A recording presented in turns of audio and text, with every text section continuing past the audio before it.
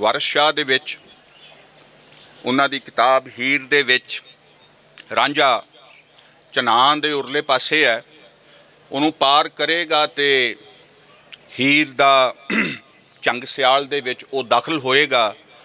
ਤੇ ਚਨਾਨ ਦਰਿਆ ਜਿਓਗ੍ਰਾਫਿਕਲੀ ਲੋਕ ਜਾਣਦੇ ਹੈ ਕਿ ਉਧਰਲੇ ਪਾਸੇ ਜਿਹੜਾ ਵਹਿੰਦਾ ਉਹਦਾ ਬਹੁਤ ਚੌੜਾ ਪਾਟ ਹੈ ਉਹਦਾ। ਉਹ ਜਿੱਦਾਂ ਕਿ ਆਪਣੇ ਹੁਣ ਦਰਿਆ ਆਪਾਂ ਰੱਖ ਛੱਡਿਆ ਰੇਤਾ ਕੱਢਣ ਨੂੰ, ਇਹਦੇ ਨਾਲੋਂ ਉਹ ਬਹੁਤ ਵੱਡਾ ਪਾਣੀ ਦਾ ਭਰਿਆ ਦਰਿਆ ਹੈ। ਉਹਦੇ 'ਚੋਂ ਰੇਤੇ ਦੀਆਂ ਖੱਡਾਂ ਦੀ ਨਿਲਾਮੀ ਨਹੀਂ ਹੁੰਦੀ। ਪਹਿਲੀ ਗੱਲ, ਉਹ ਇੱਕ ਐਸਾ ਦਰਿਆ ਹੈ। ਇਹ ਇਸ ਕਰਕੇ ਜ਼ਿਕਰ ਕਰਨਾ ਜ਼ਰੂਰੀ ਹੈ ਕਿ ਦਰਿਆ ਦਾ ਜਿਹੜਾ ਰੂਪਕ ਹੈ ਉਹ ਇੱਕ ਕਿਰਦਾਰ ਆ ਉਹਦੇ ਵਿੱਚ ਪੂਰਾ, ਉਸ ਕਿੱਸੇ ਦੇ ਵਿੱਚ। ਉਹਦੇ ਤੋਂ ਬਿਨਾਂ ਉਹ ਕਹਾਣੀ ਪੂਰੀ ਨਹੀਂ, ਤੇ ਚਨਾਨ ਤੋਂ ਬਿਨਾਂ ਪੰਜਾਬ ਦੀ ਕਹਾਣੀ ਪੂਰੀ ਤੇ ਕੀ ਹੋਣੀ ਹੈ, ਸ਼ੁਰੂ ਵੀ ਨਹੀਂ ਹੋ ਸਕਦੀ। ਤੇ ਉਹਦੇ ਵਿੱਚ ਰਾਂਝਾ ਬੇਕਰਾਰ ਹੈ,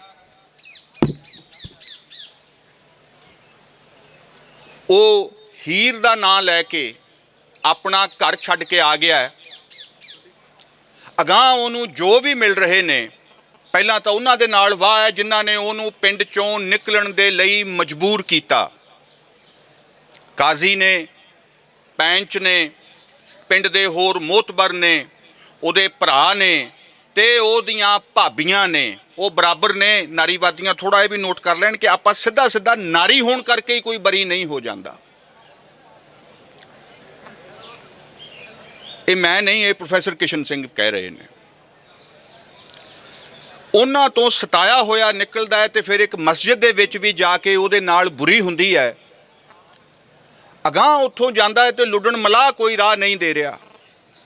ਰਾਂਝੇ ਕੋਲ ਪੈਸੇ ਨਹੀਂ, ਉਹ ਕਹਿੰਦਾ ਕਿ ਮੈਂ ਤਾਂ ਲਿਜਾਂਦਾ ਹੀ ਨਹੀਂ ਤੇਰੇ ਵਰਗੇ ਨੰਗਾਂ ਨੂੰ।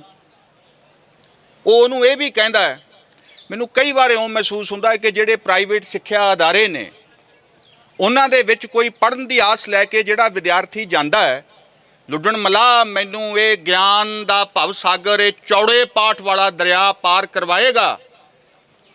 ਤੇ ਜਿਹੜੇ ਅਧਿਆਪਕ ਜਾਂ ਇਹ ਜਿਹੜੇ ਅਦਾਰੇ ਨੇ, ਇਹ ਲੁੱਡਣ ਮਲਾਹਾਂ ਦੀ ਵੰਸ਼ ਦੇ ਵਿੱਚੋਂ ਨੇ। ਉਹਦਾ ਵੀ ਖਾਨਦਾਨ ਪੂਰਾ ਚੱਲ ਰਿਹਾ ਹੈ ਕਿ ਪੈਸਾ ਕੱਢ ਕੇ ਜੇ ਤਲੀ ਧਰੇ ਮੇਰੇ ਤਾਂ ਮੈਂ ਤੈਨੂੰ ਪਾਰ ਉਤਾਰਦਾ ਹੀ, ਨਹੀਂ ਤੁਹਾਡੇ ਵਰਗਿਆਂ ਦੇ ਲਈ ਇੱਥੇ ਕੋਈ ਥਾਂ ਨਹੀਂ ਹੈ।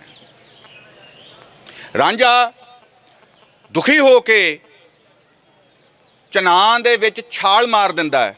ਇਹ ਵੀ ਰਾਂਝੇ ਦੇ ਕਿਰਦਾਰ ਦੇ ਅੰਦਰ ਦੀ ਇੱਕ ਗੱਲ ਹੈ, ਉਹਨੂੰ ਸਮਝੋ। ਸਾਨੂੰ ਇੱਕ ਤੇ ਚਿੰਤਕਾਂ ਦੀ ਇੰਨੀ ਆਦਤ ਪੈ ਚੁੱਕੀ ਹੈ ਕਿ ਉਹ ਸਾਨੂੰ ਹਰੇਕ ਉਹ ਬੰਦਾ ਬੇਵਕੂਫ ਲੱਗਦਾ ਜਿਹੜਾ ਥੋੜ੍ਹੀ ਛਾਲ ਕੱਢ ਮਾਰਦਾ ਇੱਕ ਰਾਊਂਡ। ਬਈ ਜੀ ਸੋਚ ਕੇ ਫੈਸਲਾ ਕਰੇ ਕਿ ਨਹੀਂ ਤੈਰਿਆ ਜਾ ਸਕਦਾ, ਫਿਰ ਉਹ ਚਨਾਨ ਦੇ ਉਰਲੇ ਪਾਸੇ ਹੀ ਕੋਈ ਆਪਣਾ ਪ੍ਰਬੰਧ ਕਰ ਲੇ, ਕੀ ਲੋੜ ਹੈ ਮਰਨ ਦੀ। ਤੇ ਹੋਇਆ ਇਹ ਹੈ ਕਿ ਜਿਹੜੇ ਮਰਨ ਤੋਂ ਡਰਦੇ ਰਹੇ, ਜਿਹੜੇ ਆਪਣੇ ਵਿਚਾਰਾਂ ਦੀ ਕੁੰਜ ਲਾ ਕੇ ਉਹਦੇ ਕੋਲ, ਉਸ ਪੋਥੀ ਦੇ ਕੋਲ ਜਾਣ ਤੋਂ ਡਰਦੇ ਰਹੇ, ਜਿਹੜੇ ਚਨਾਨ ਦੇ ਵਿੱਚ ਠਿੱਲੇ ਹੀ ਨਹੀਂ, ਉਹ ਫੈਸਲੇ ਕਰ ਰਹੇ ਨੇ ਕਿ ਹੀਰ ਵਾਰਿਸ ਦੇ ਵਿੱਚ ਆਹ ਹੈ, ਆਹ ਵਿਸਥਾਰ ਹੈ, ਆਹ ਵਾਧੂ ਹੈ, ਇੰਨੀ ਕੁ ਗੱਲ ਕੰਮ ਦੀ ਹੈ। ਇਹ ਜਿੰਨੀ ਕੁ ਕੰਮ ਦੀ ਹੈ ਉਨੀ ਕੁ ਤੇ ਵੈਸੇ ਵੀ ਹੈਗੀ ਹੈ ਸਾਡੇ ਕੋਲ। ਉਹਨਾਂ ਨੇ ਆਪਣੇ ਵਰਗਾ ਬਣਾਉਣਾ ਚਾਹਿਆ ਇਸ ਪੋਥੀ ਨੂੰ ਤੇ ਵਾਰਿਸ ਸ਼ਾਹ ਨੂੰ, ਤੇ ਉਸ ਲਿਹਾਜ਼ ਦੇ ਨਾਲ ਜਿਹੜੇ ਚਨਾਨ 'ਚ ਹੀ ਨਾ ਠਿੱਲੇ, ਉਹਨਾਂ ਨੂੰ ਹੀਰ ਦੀ ਪੋਥੀ ਰਾਹ ਨਹੀਂ ਦਿੰਦੀ। ਇਹ ਗੱਲ ਸਮਝ ਲਈਏ ਆਪਾਂ। ਉਹ ਗੋਤੇ ਖਾ ਕੇ ਨਹੀਂ ਤੈਰਿਆ ਜਾਂਦਾ, ਅੱਛਾ ਉਹਨੂੰ ਤੈਰਨਾ ਵੀ ਨਹੀਂ ਆਉਂਦਾ, ਉਹ ਵਿਚਾਰਾ ਪੰਗੇ ਲੈ ਲੈਂਦਾ, ਉਹਦੇ ਕੋਲੋਂ ਨਿਭਿਆ ਨਹੀਂ ਜਾਂਦਾ। ਰਾਂਝੇ ਦੇ ਬਾਬਤ ਇੱਕ ਇਹ ਗੱਲ ਵੀ ਸਮਝ ਲਓ, ਉਹ ਇੱਕ ਐਸਾ ਨਾਇਕ ਬਣਾਇਆ ਵਾਰਿਸ ਨੇ। ਪਰ ਉਹ ਆਪਣੀ ਸਾਰੀ ਕਮਜ਼ੋਰੀ ਦੇ ਬਾਵਜੂਦ, ਅਸਮਰੱਥਾ ਦੇ ਬਾਵਜੂਦ, ਉਹਦੇ ਅੰਦਰ ਕੋਈ ਗੱਲ ਹੈ ਕਿ ਕਰਨਾ ਇਹੋ ਹੀ ਹੈ, ਇਦੋਂ ਘੱਟ ਮੈਂ ਵੀ ਨਹੀਂ ਕਰਨਾ। ਮੈਂ ਇਹ ਸਮਝਦਾ ਕਿ ਇਹੋ ਜਿਹੇ ਸਾਡੇ ਕੋਲ ਹੁਣ ਕਿੰਨੇ ਕੁ ਰਹਿ ਗਏ ਨੇ ਆਪਣੇ ਆਲੇ ਦੁਆਲੇ, ਜਿਹਨੂੰ ਅਸੀਂ ਸਮਕਾਲ ਦੀਆਂ ਵੰਗਾਰਾਂ, ਸਮਕਾਲ ਦੀਆਂ ਚੁਣੌਤੀਆਂ, ਸਮਕਾਲ ਦਾ ਵੇਲਾ, ਸਮਕਾਲ ਦਾ ਇਹ, ਸਮਕਾਲ ਦਾ ਉਹ। ਬੰਦਾ ਤੇ ਇੱਕ ਵੀ ਨਹੀਂ ਸਮਕਾਲ ਦੇ ਨਾਲ ਸਿੱਝਣ ਵਾਲਾ, ਦੂਰ ਤੱਕ ਨਹੀਂ।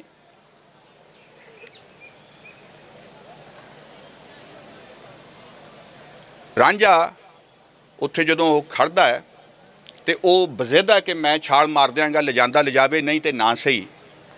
ਤੇ ਉੱਥੇ ਵਾਰਿਸ ਸ਼ਾਹ ਇੱਕ ਲਾਈਨ ਲਿਖਦਾ ਹੈ, ਸੈਂ ਵੰਝੀ ਚਨਾਉ ਦਾ ਅੰਤ ਨਾਹੀਂ, डुब मरेगा ठिल ना सजना वो। कि 100 वंजां जिड्डा चौड़ा पाट है इहदा, चनान दा अंत नहीं, डुब मरेगा ठिल ना सजना वो। लाइन दे वल जरा इहदी चाल दे वल गौर करो। जे वारिस दे अर्थकारी दे तक पहुँचना है तो उहदा अद्धे तो वध बल ਇਹਦੇ ਸਹੀ ਉਚਾਰਨ ਦੇ ਲਹਿਜੇ ਤੱਕ ਜਾਣ ਦੇ ਵਿੱਚ ਹੈ। ਡਿਸਕੋਰਸ ਤੇ ਉਹਦੇ ਵਿੱਚ ਵੈਸੇ ਹੀ ਆ ਜਾਂਦਾ ਜਿਹਦੇ ਤੇ ਅਸੀਂ ਜ਼ੋਰ ਲਾਈ ਰੱਖਦੇ ਹਾਂ ਵੀ ਜੀ ਇਹ ਡਿਸਕੋਰਸ ਕੱਢਣਾ ਅਸੀਂ। ਸੋ ਅੱਜ ਮੇਰੇ ਲਈ ਇੱਥੇ ਆਉਣਾ ਔਰ ਇਸ ਖੁੱਲੀ ਫਜ਼ਾ ਦੇ ਵਿੱਚ ਵਾਰਿਸ ਦੀ ਆਪਣੀ ਕਿਰਤ ਦੀ ਗੱਲ ਕਰਨਾ, ਇਹ ਕਿਸੇ ਚਨਾਨ ਦੇ ਵਿੱਚ ਠਿੱਲਣ ਤੋਂ ਘੱਟ ਨਹੀਂ ਹੈ। ਮੈਨੂੰ ਇੰਜ ਲੱਗਦਾ ਹੈ ਉਹ ਚਨਾਨ ਤੁਸੀਂ ਹੋ, ਤੁਸੀਂ ਹੀ ਰਾਹ ਦੇਣਾ ਹੈ, ਤੁਸੀਂ ਹੀ ਬੇੜੀ ਤੇ ਚਾੜ ਕੇ ਇਸ ਨੂੰ ਅੱਗੇ ਕਰਨਾ ਹੈ ਕਿ ਫਿਰ ਆਪਾਂ ਸਾਰੇ ਹੀ ਚਨਾਨ ਦੇ ਪਰਲੇ ਪਾਸੇ ਜਾਣ ਜੋਗੇ, ਉਹਦੇ ਤੇ ਪੈਰ ਧਰਨ ਜੋਗੇ ਹੋਈਏ, ਹੀਰ ਦੇ ਮੱਥੇ ਲੱਗਣ ਜੋਗੇ ਹੋਈਏ। ਅਸੀਂ ਹੀਰ ਦੇ ਮੱਥੇ ਲੱਗਣਾ ਪੰਜਾਬ ਦੇ ਵਿੱਚ ਜਵਾਨੀ ਦਾ ਇੱਕ ਮੁਕਾਮ ਹੈ। ਕੌਣ ਹੈ ਜਿਹੜਾ ਉਹਦੇ ਹੁਸਨ ਦੇ ਬਰਾਬਰ ਠਹਿਰ ਸਕਦਾ ਹੈ? ਕਿਉਂ ਉਹਦਾ ਦੀਦਾਰ ਹਰ ਇੱਕ ਨੂੰ ਸੰਭਵ ਨਹੀਂ ਹੈ? ਕਿਉਂ ਵਾਰਿਸ ਸ਼ਾਹ ਇਹ ਗੱਲ ਕਹਿੰਦਾ ਹੈ ਕਿ ਮੱਥੇ ਆਣ ਲੱਗਣ ਜਿਹੜੇ ਭੌਰ ਆਸ਼ਕ, ਨਿਕਲ ਜਾਣ ਤਲਵਾਰ ਦੀ ਧਾਰ ਵਿੱਚੋਂ।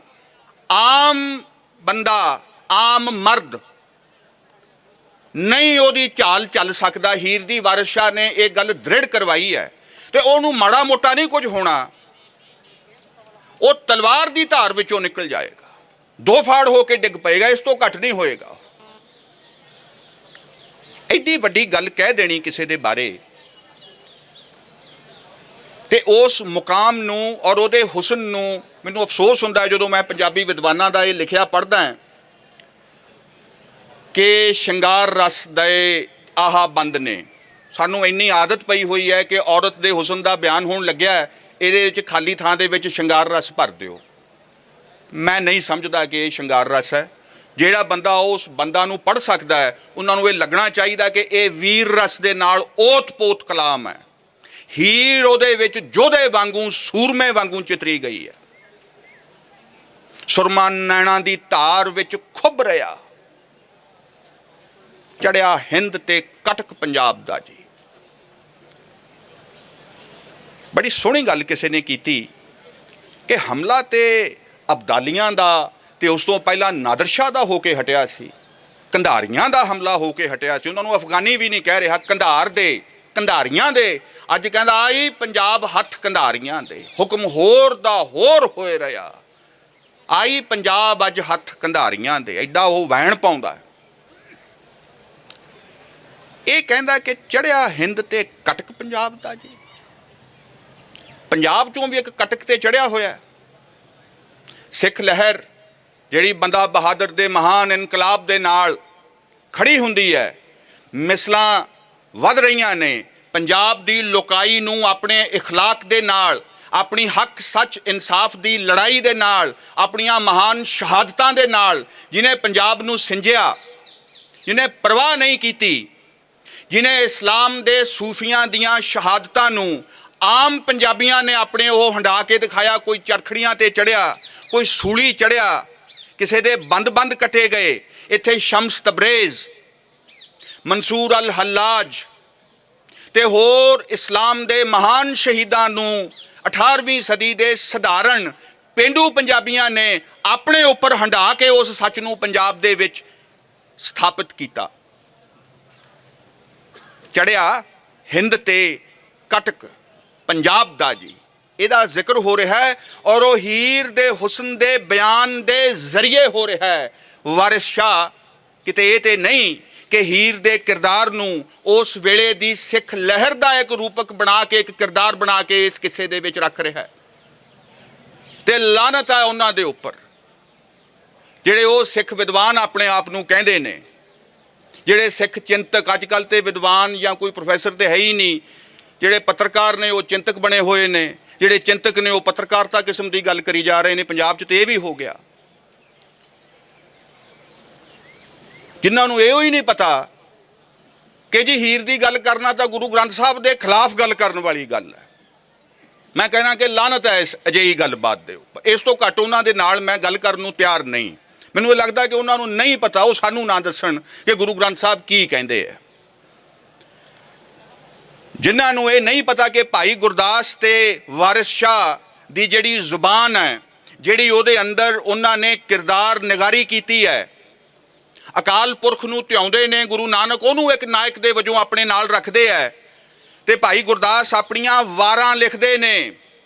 गुरु नानक साहब दे किरदार नूं लैके वो कोई साखी, कोई चरित नहीं लिख रहे, वार लिख रहे ने। वो सूरमे दी, जोधे दी, जिहड़ा जंग चढ़न दे लई, जिहड़ा जंग लड़न दे लई चढ़िया है, उहदी वार लिखी जाती है। क्यों कहते आ वो कि जदों गुरु नानक साहब अपना दुनियावी वेस उतार दिंदे है, उदासियां ते ठिलदे है। उदासी शब्द के उत्ते भी जरा गौर करिया जी, क्या शब्द है तो यह वारिस किवें आउंदा है, कित्थे आउंदा है कि इश्क पीर फकीर दा मरतबा है। मर्द इश्क दा भला रंजूल मियाँ, जेड़े ने इश्क नूं धारिया वो रंजीदा रहा, रंज विच रहा, उदास रहा। तो गुरु नानक ने की कहते हैं कि पहन उदासी बेस लिया। जन्म साखियाँ ये कहदियाँ उदास हो गए, वो उदास होके निकले जरा बाहर नूं, ते उन्हां दे बाहर निकलण नूं की कहंदा है भाई गुरदास, की कहंदे है कि चढ़िया, चढ़िया शब्द के उपर ही गौर करो। चढ़िया सोधण धरत लुकाई, कोई योधा तुरिया है, ये कोई साधारण संत साध नहीं तुरिया, वो किसी जंग के उपर चढ़िया है। वो जंगां दा ही दौर भी सी, गुरु नानक साहब का वेला तो बिल्कुल ही जंगां दा वेला सी। एक वड्डा साम्राज जिन्हों असी दिल्ली सल्तनत कह दिन्ने हैं, तो लोधियां दा जिहड़ा उहदा आखिरी जिहड़ा घराना काबज़ है दिल्ली सल्तनत के उपर, तो इस करके आपां नूं सुल्तानपुर लोधी ते लोधियां दा ही वसाया लुधियाना, ये सानूं उस दौर दीयां कुछ निशानियां मिलदियां ने। ते एक निशानी गुरु नानक साहब दिंदे अपनी बाणी दे विच, लब पाप दोए राजा परजा, जां के बड़ा मशहूर जिहड़ा नारियां दे विच भी आउंदा रहा है कि राजे शीं मुकदम कुत्ते ते जाए जगाण बैठे सुत्ते। ते जिवें हीर ललकारदी अपने वेले दे काजियां नूं, वो किस तरह दे नाल उस कलाम नूं एक नवीं भाषा दे विच, एक नवें दौर दे विच उन्ने ही दल दे नाल वारिस शाह उत्थे कहा रहा है। पर जिहड़ी इहदे विच सब तो शानदार गल है, जिथे कि मैनूं लगदा है कि इस गल दी जरा महिमा होनी चाहिए है कि जदों वो कहता है कि आ जरा सुनो तुसीं कि गुरु नानक चढ़िया सोधण धरत लुकाई, तो उन्हें एक राजनीतिक किसी प्रोजेक्ट ते आ, ते इस गल का भी वो ना जिवें भाई गुरदास इनू जिक्र करते हैं कि मारिया सिक्का जगत विच। सिक्का मारना, सिक्का कौन मारदे सी? जिसने अपनी सल्तनत खड़ी करनी है, अपनी टकसाल खड़ी करनी है, अपनी करंसी चलाउणी है। अपने कोल भी जिहड़े नोट ने वो RBI के गवर्नर का ही मारिया होया सिक्का है कि असीं उहदे ते भरोसा करते हैं कि इस राशि के बदले असीं तुहानूं आ समान जां सर्विसेज दिन्ने हैं। मारिया सिक्का जगत विच नानक निर्मल पंथ चलाया। तुसीं आ जरा वेख्या जे, नाथ खोल अखीं कहा रांझणे नूं, बच्चा जा तेरा कम होया ही, फल आए लगा उस बूटड़े नूं जिहड़ा विच दरबार दे बोया ही। हीर बख्श दित्ती सच्चे रब तैनूं, मोती लाल दे नाल परोया ही। चढ़, चढ़ शब्द ते आओ, चढ़िया सोधण धरत लुकाई। चढ़ दौड़ के जित लै खेड़िया नूं, बच्चा सोन तैनूं भला होया ही। ते अगे जिहड़ी वो लाइन दे उपर कहंदा है कमर कस। सोचो तुसीं कि वो कहंदा कि चढ़ दौड़, ਜਿੱਤ ਲੈ ਖੇੜਿਆਂ ਨੂੰ ਕਿਵੇਂ ਚੜ੍ਹ ਰਿਹਾ, ਇਹਦਾ ਇਹ ਫਰੇਜ਼ ਕਿਵੇਂ ਅੱਗੇ ਚੜ੍ਹ ਰਿਹਾ ਹੈ। ਤੇ ਅੱਗੇ ਲਈ ਜਿਹੜੀ ਕਹਿੰਦਾ ਕਿ ਕਮਰ ਕੱਸ ਉਦਾਸੀਆਂ ਬੰਨ ਲਈਆਂ, ਉਦਾਸੀ ਵੀ ਬੰਨ ਲਈ ਤੇ ਕਮਰ ਕਸਾ ਵੀ ਕੱਸ ਲਿਆ। ਇੱਥੇ ਬਰਾਬਰ ਚੱਲ ਰਿਹਾ ਯੁੱਧ ਤੇ ਇਹ ਇੱਕ ਕਿਸਮ ਦੀ ਦਰਵੇਸ਼ੀ ਦਾ ਜਿਹੜਾ ਜੋੜ ਇੱਥੇ ਵਾਰਿਸ ਨੇ ਜੋੜਿਆ, ਥਾਂ ਥਾਂ ਦੇ ਉੱਪਰ ਜੋੜਿਆ, ਇੱਥੇ ਆ ਕੇ ਉਹਨੇ ਸਥਿਰ ਕੀਤਾ ਉਸ ਨੂੰ। ਕਮਰ ਕੱਸ ਉਦਾਸੀਆਂ ਬੰਨ ਲਈਆਂ, ਜੋਗੀ ਤੁਰਤ ਤਿਆਰ ਵੀ ਹੋਇਆ ਈ, ਖੁਸ਼ੀ ਹੋਏ ਕਿ ਕਰੋ ਵਿਦਾ ਮੈਨੂੰ, ਹੱਥ ਬੰਨ ਕੇ ਆਣ ਖਲੋਇਆ ਈ। ਵਾਰਿਸ ਸ਼ਾਹ ਜਾਂ ਨਾਥ ਨੇ ਵਿਦਾ ਕੀਤਾ, ਟਿੱਲਿਓਂ ਉਤਰਦਾ ਪੱਤਰਾ ਹੋਇਆ ਈ। ਇੱਕ ਖਾਸ ਕਿਸਮ ਦੀ ਦੌੜ ਕਰਦਾ ਹੈ ਜਦੋਂ ਉਹਨੂੰ ਜੋਗ ਮਿਲ ਜਾਂਦਾ ਹੈ। ਤੇ ਰਾਂਝੇ ਦੀ ਜਿਹੜੀ ਚਾਲ ਮਸਤਾਨੜੀ ਹੈ, ਜਿੱਥੇ ਉਹ ਆਰਾਮ ਆਰਾਮ ਦੇ ਨਾਲ ਕਦੇ ਮੱਝੀਆਂ ਦੇ ਮਗਰ ਫਿਰਦਾ, ਕਦੇ ਵੰਝੜੀ ਵਜਾਉਂਦਾ, ਉਹ ਇੱਕ ਬੜਾ ਲਹਿਰ ਕੇ ਜੇ ਤੁਰਦਾ ਹੈ ਉਹ ਬੱਚਾ। ਤੇ ਫਿਰ ਉਹਨੂੰ ਕੀ ਹੁੰਦਾ ਹੈ, ਖੇੜਿਆਂ ਨੂੰ ਉਹ ਕਿਵੇਂ ਜਾਂਦਾ ਹੈ। ਜੋਗੀ ਨਾਥ ਤੋਂ ਖੁਸ਼ੀ ਲੈ ਵਿਦਾ ਹੋਇਆ, ਛੁੱਟਾ ਬਾਜ਼ ਜਿਉਂ ਤੇਜ਼ ਤਰਾਰਿਆਂ ਨੂੰ, ਬਾਜ਼ ਆਖਿਆ ਉਹਨੂੰ। ਇੱਕ ਪਲਕ ਵਿੱਚ ਕੰਮ ਜਾ ਹੋਏ ਗਿਆ, ਲੱਗੀ ਅੱਗ ਜੋ ਜੋਗੀਆਂ ਸਾਰਿਆਂ ਨੂੰ। ਤੇ ਅੱਗੇ ਉਹ ਸਾਰੀ ਅੱਗੇ ਗੱਲ ਚੱਲਦੀ ਹੈ। ਹੁਣ ਜ਼ਰਾ ਇਸ ਇੱਕ ਮੈਂ ਬੰਦ ਦੀਆਂ ਤੁਹਾਨੂੰ 7 ਸਤਰਾਂ ਸੁਣਾਉਣਾ, ਉਹਨਾਂ ਦੀ ਆਪਸੀ ਚਾਲ ਨੂੰ ਵੇਖਿਆ ਔਰ ਇਹ ਵੇਖਿਓ ਕਿ ਇੱਕ ਸਤਰ ਤੋਂ ਅਗਲੀ ਸਤਰ ਕਿਸ ਤਰ੍ਹਾਂ ਦੇ ਨਾਲ ਉਸ ਦੀ ਕੰਟੀਨਿਊਟੀ ਦੇ ਵਿੱਚ ਵੀ ਹੈ ਤੇ ਅਗਲਾ ਮੁਕਾਮ ਵੀ ਤੈਅ ਕਰਦੀ ਜਾਂਦੀ ਹੈ, ਰਤੇ ਲਾਉਂਦੀ ਜਾਂਦੀ ਹੈ। ਕਰਦਾ ਕੀ ਆ ਉਹ, ਇੱਕ ਮਾਤਰ ਥਾਂ ਦੇ ਉੱਪਰ ਰਾਂਝਾ ਤੁਹਾਨੂੰ ਸੂਰਮਿਆਂ ਵਰਗਾ ਇਸ ਕਿਤਾਬ ਦੇ ਵਿੱਚ ਦਿਸਦਾ ਹੈ। ਨਹੀਂ ਉਹ ਅਹਿਲ ਤਬਾਹ ਮਲੂਕ ਜਿਹਦੇ ਹੱਥ ਲਾਇਆ ਪਿੰਡੇ ਤੇ ਡਾਗ ਪੈਂਦੇ, ਜਿਹਨੂੰ ਆਪਣੇ ਵਾਲ ਮੱਖਣ ਨਾਲ ਚੋਪੜ ਕੇ ਉਹ ਚੁੰਡੇ ਬਣਾਉਂਦਾ, ਉਹਨਾਂ ਦੇ ਜ਼ੁਲਫਾਂ ਆਪਣੀਆਂ ਸ਼ਿੰਗਾਰਦਾ ਹੈ, ਉਹਦੇ ਕੰਨਾਂ 'ਚ ਮੁੰਦਰਾਂ ਪਾਈਆਂ ਵੀਆਂ ਨੇ ਉਹਨੇ। ਉਹਦੇ ਬਾਰੇ ਸਾਰੇ ਹੀ ਇਹ ਕਹਿੰਦੇ ਆ। ਬਾਲਨਾਥ ਉਹਨੂੰ ਜੋਗ ਲੈਣ ਆਇਆ ਵੇਖ ਕੇ ਡਰ ਜਾਂਦਾ ਹੈ ਕਿ ਇਸ ਮੁੰਡੇ ਤੋਂ ਨਹੀਂ ਨਿਭਾਇਆ ਜਾਣਾ, ਇਹ ਕਿਉਂ ਆ ਗਿਆ ਇੱਥੇ। ਚੂਚਕ ਉਹਨੂੰ ਚਾਕ ਲਾਉਣ ਤੋਂ ਪਹਿਲਾਂ ਇਹ ਕਹਿੰਦਾ ਹੈ, ਹੱਥ ਲਾਇਆ ਪਿੰਡੇ ਤੇ ਡਾਗ ਪੈਂਦੇ, ਕਿਵੇਂ ਕਰ ਲਊਗਾ ਮੱਝਾਂ ਦੇ ਨਾਲ ਕੰਮ ਇਹ। ਹੀਰ ਉਹਦੀ ਫਿਰ ਥੋੜ੍ਹੀ ਉੱਥੇ ਜਿਹੜੀ ਉਹਦੇ ਹੱਕ ਦੇ ਵਿੱਚ ਇੱਕ ਕੇਸ ਖੜਾ ਕਰਦੀ ਹੈ, ਲੀਗਲ ਕੇਸ ਬਣਾਉਂਦੀ ਹੈ ਕਿ ਨਹੀਂ ਜੀ ਇਹ ਬੰਦਾ ਨੈਟ ਕਲੀਅਰ ਕਰਕੇ ਆਇਆ ਹੈ, 55% ਇਹਦੇ ਨੰਬਰ ਨੇ ਤੇ ਇਹ ਕੁਆਲੀਫਾਈ ਕਰਦਾ ਇੱਥੇ ਚਾਕ ਲੱਗਣ ਦੇ ਵਾਸਤੇ। ਤੇ ਜਿਹੜੇ ਉਹ 3 ਕੁ ਲਾਈਨਾਂ ਨੇ ਜਿਹੜੀਆਂ ਉਹਦੇ ਤੇ ਵੇਖ ਲਓ ਕਿ ਉਹ ਕਹਿੰਦੀ ਕੀ ਆ ਉਹਨੂੰ ਲੈ ਕੇ। ਉਹ ਕਹਿੰਦੀ, ਪੁੱਤਰ ਤਖਤ ਹਜ਼ਾਰੇ ਦੇ ਚੌਧਰੀ ਦਾ, ਰਾਂਝਾ ਜ਼ਾਤ ਦਾ ਜੱਟ ਅਸੀਲ ਹੈ ਜੀ। ਇਹ ਦੋਵੇਂ ਗੱਲਾਂ ਆਖਤੀਆਂ ਉੱਥੇ, ਇਹ ਜੱਟ ਵੀ ਹੈ ਤੇ ਅਸੀਲ ਵੀ ਹੈ।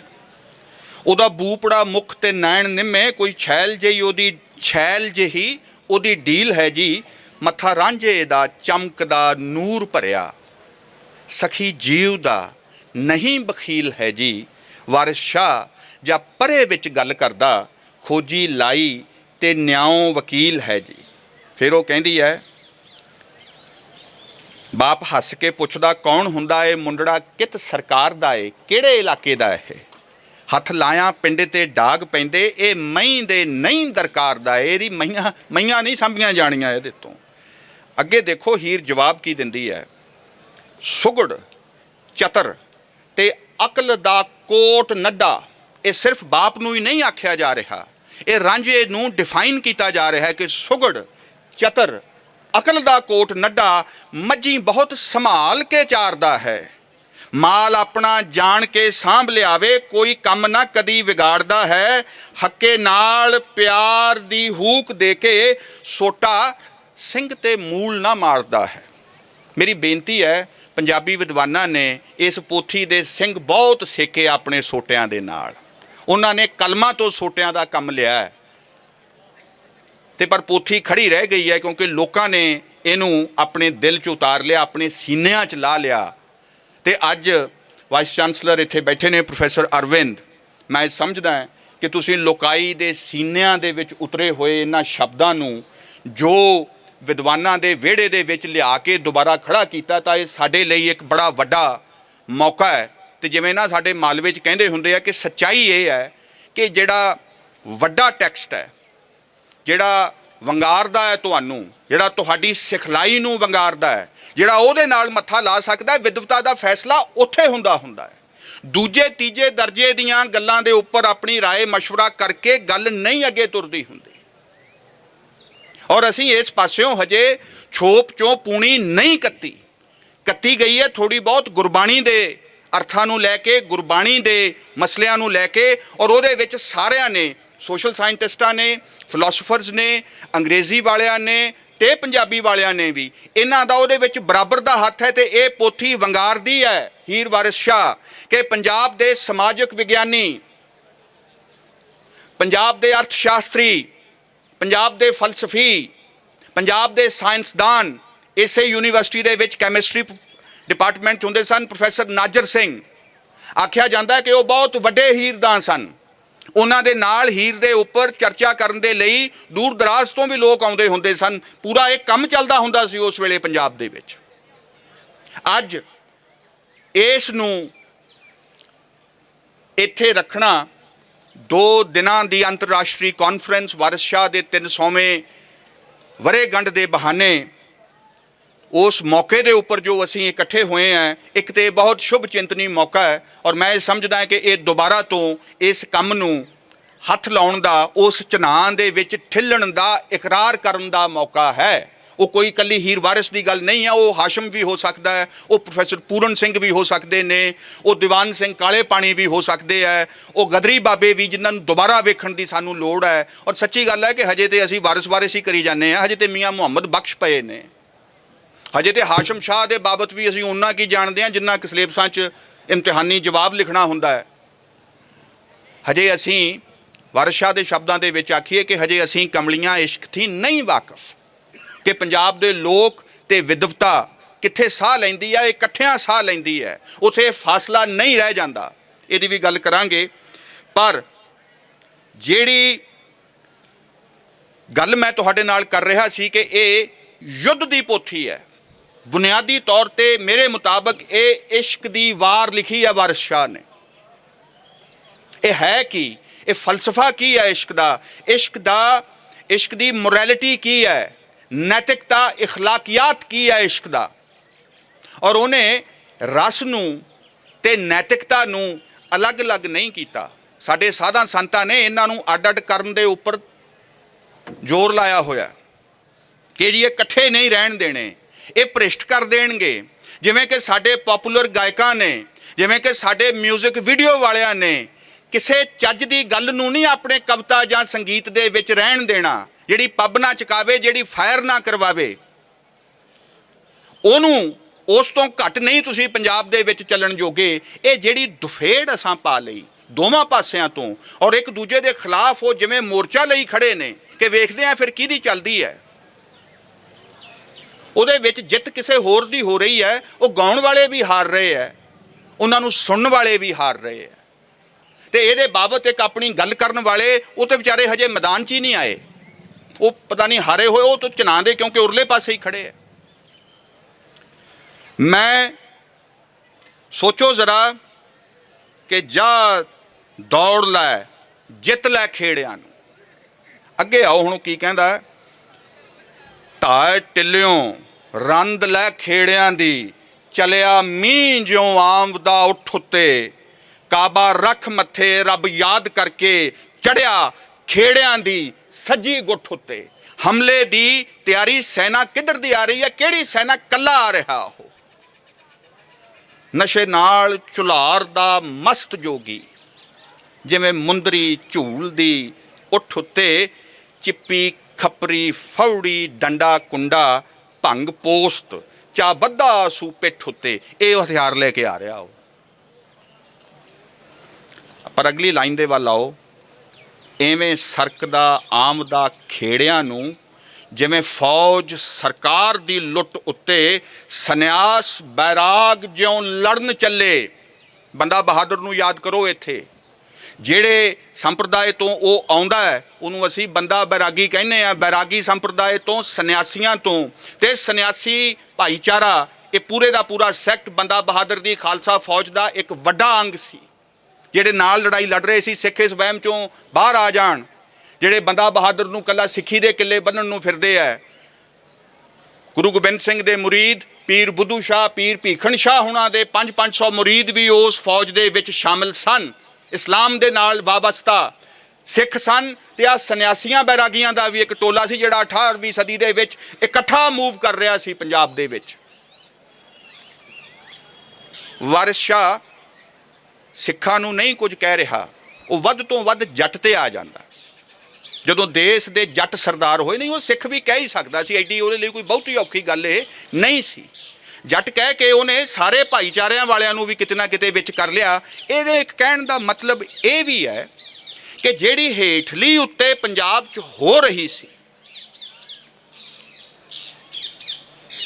ਉਹ ਪੁਰਾਣਾ ਸੋਸ਼ਲ ਆਰਡਰ ਢਹਿ ਰਿਹਾ ਹੈ।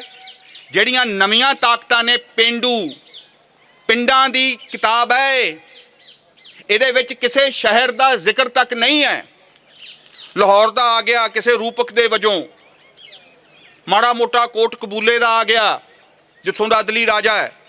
ਅਦਰਵਾਈਜ਼ ਇਹ ਪਿੰਡਾਂ ਦੇ ਰੂਪਕਾਂ ਦੀ, ਪਿੰਡਾਂ ਦੀ ਦੁਨੀਆ ਦੀ, ਪਿੰਡਾਂ ਦੀ ਜ਼ਿੰਦਗੀ ਦੀ, ਪਿੰਡਾਂ ਦੀਆਂ ਚਾਲਾਂ ਦੀ ਜਿਹੋ ਜਿਹੇ ਸ਼ਰੀਕ ਚੱਲਦੇ ਹੈ, ਉਹਨਾਂ ਦੀ ਬਾਤ ਹੈ।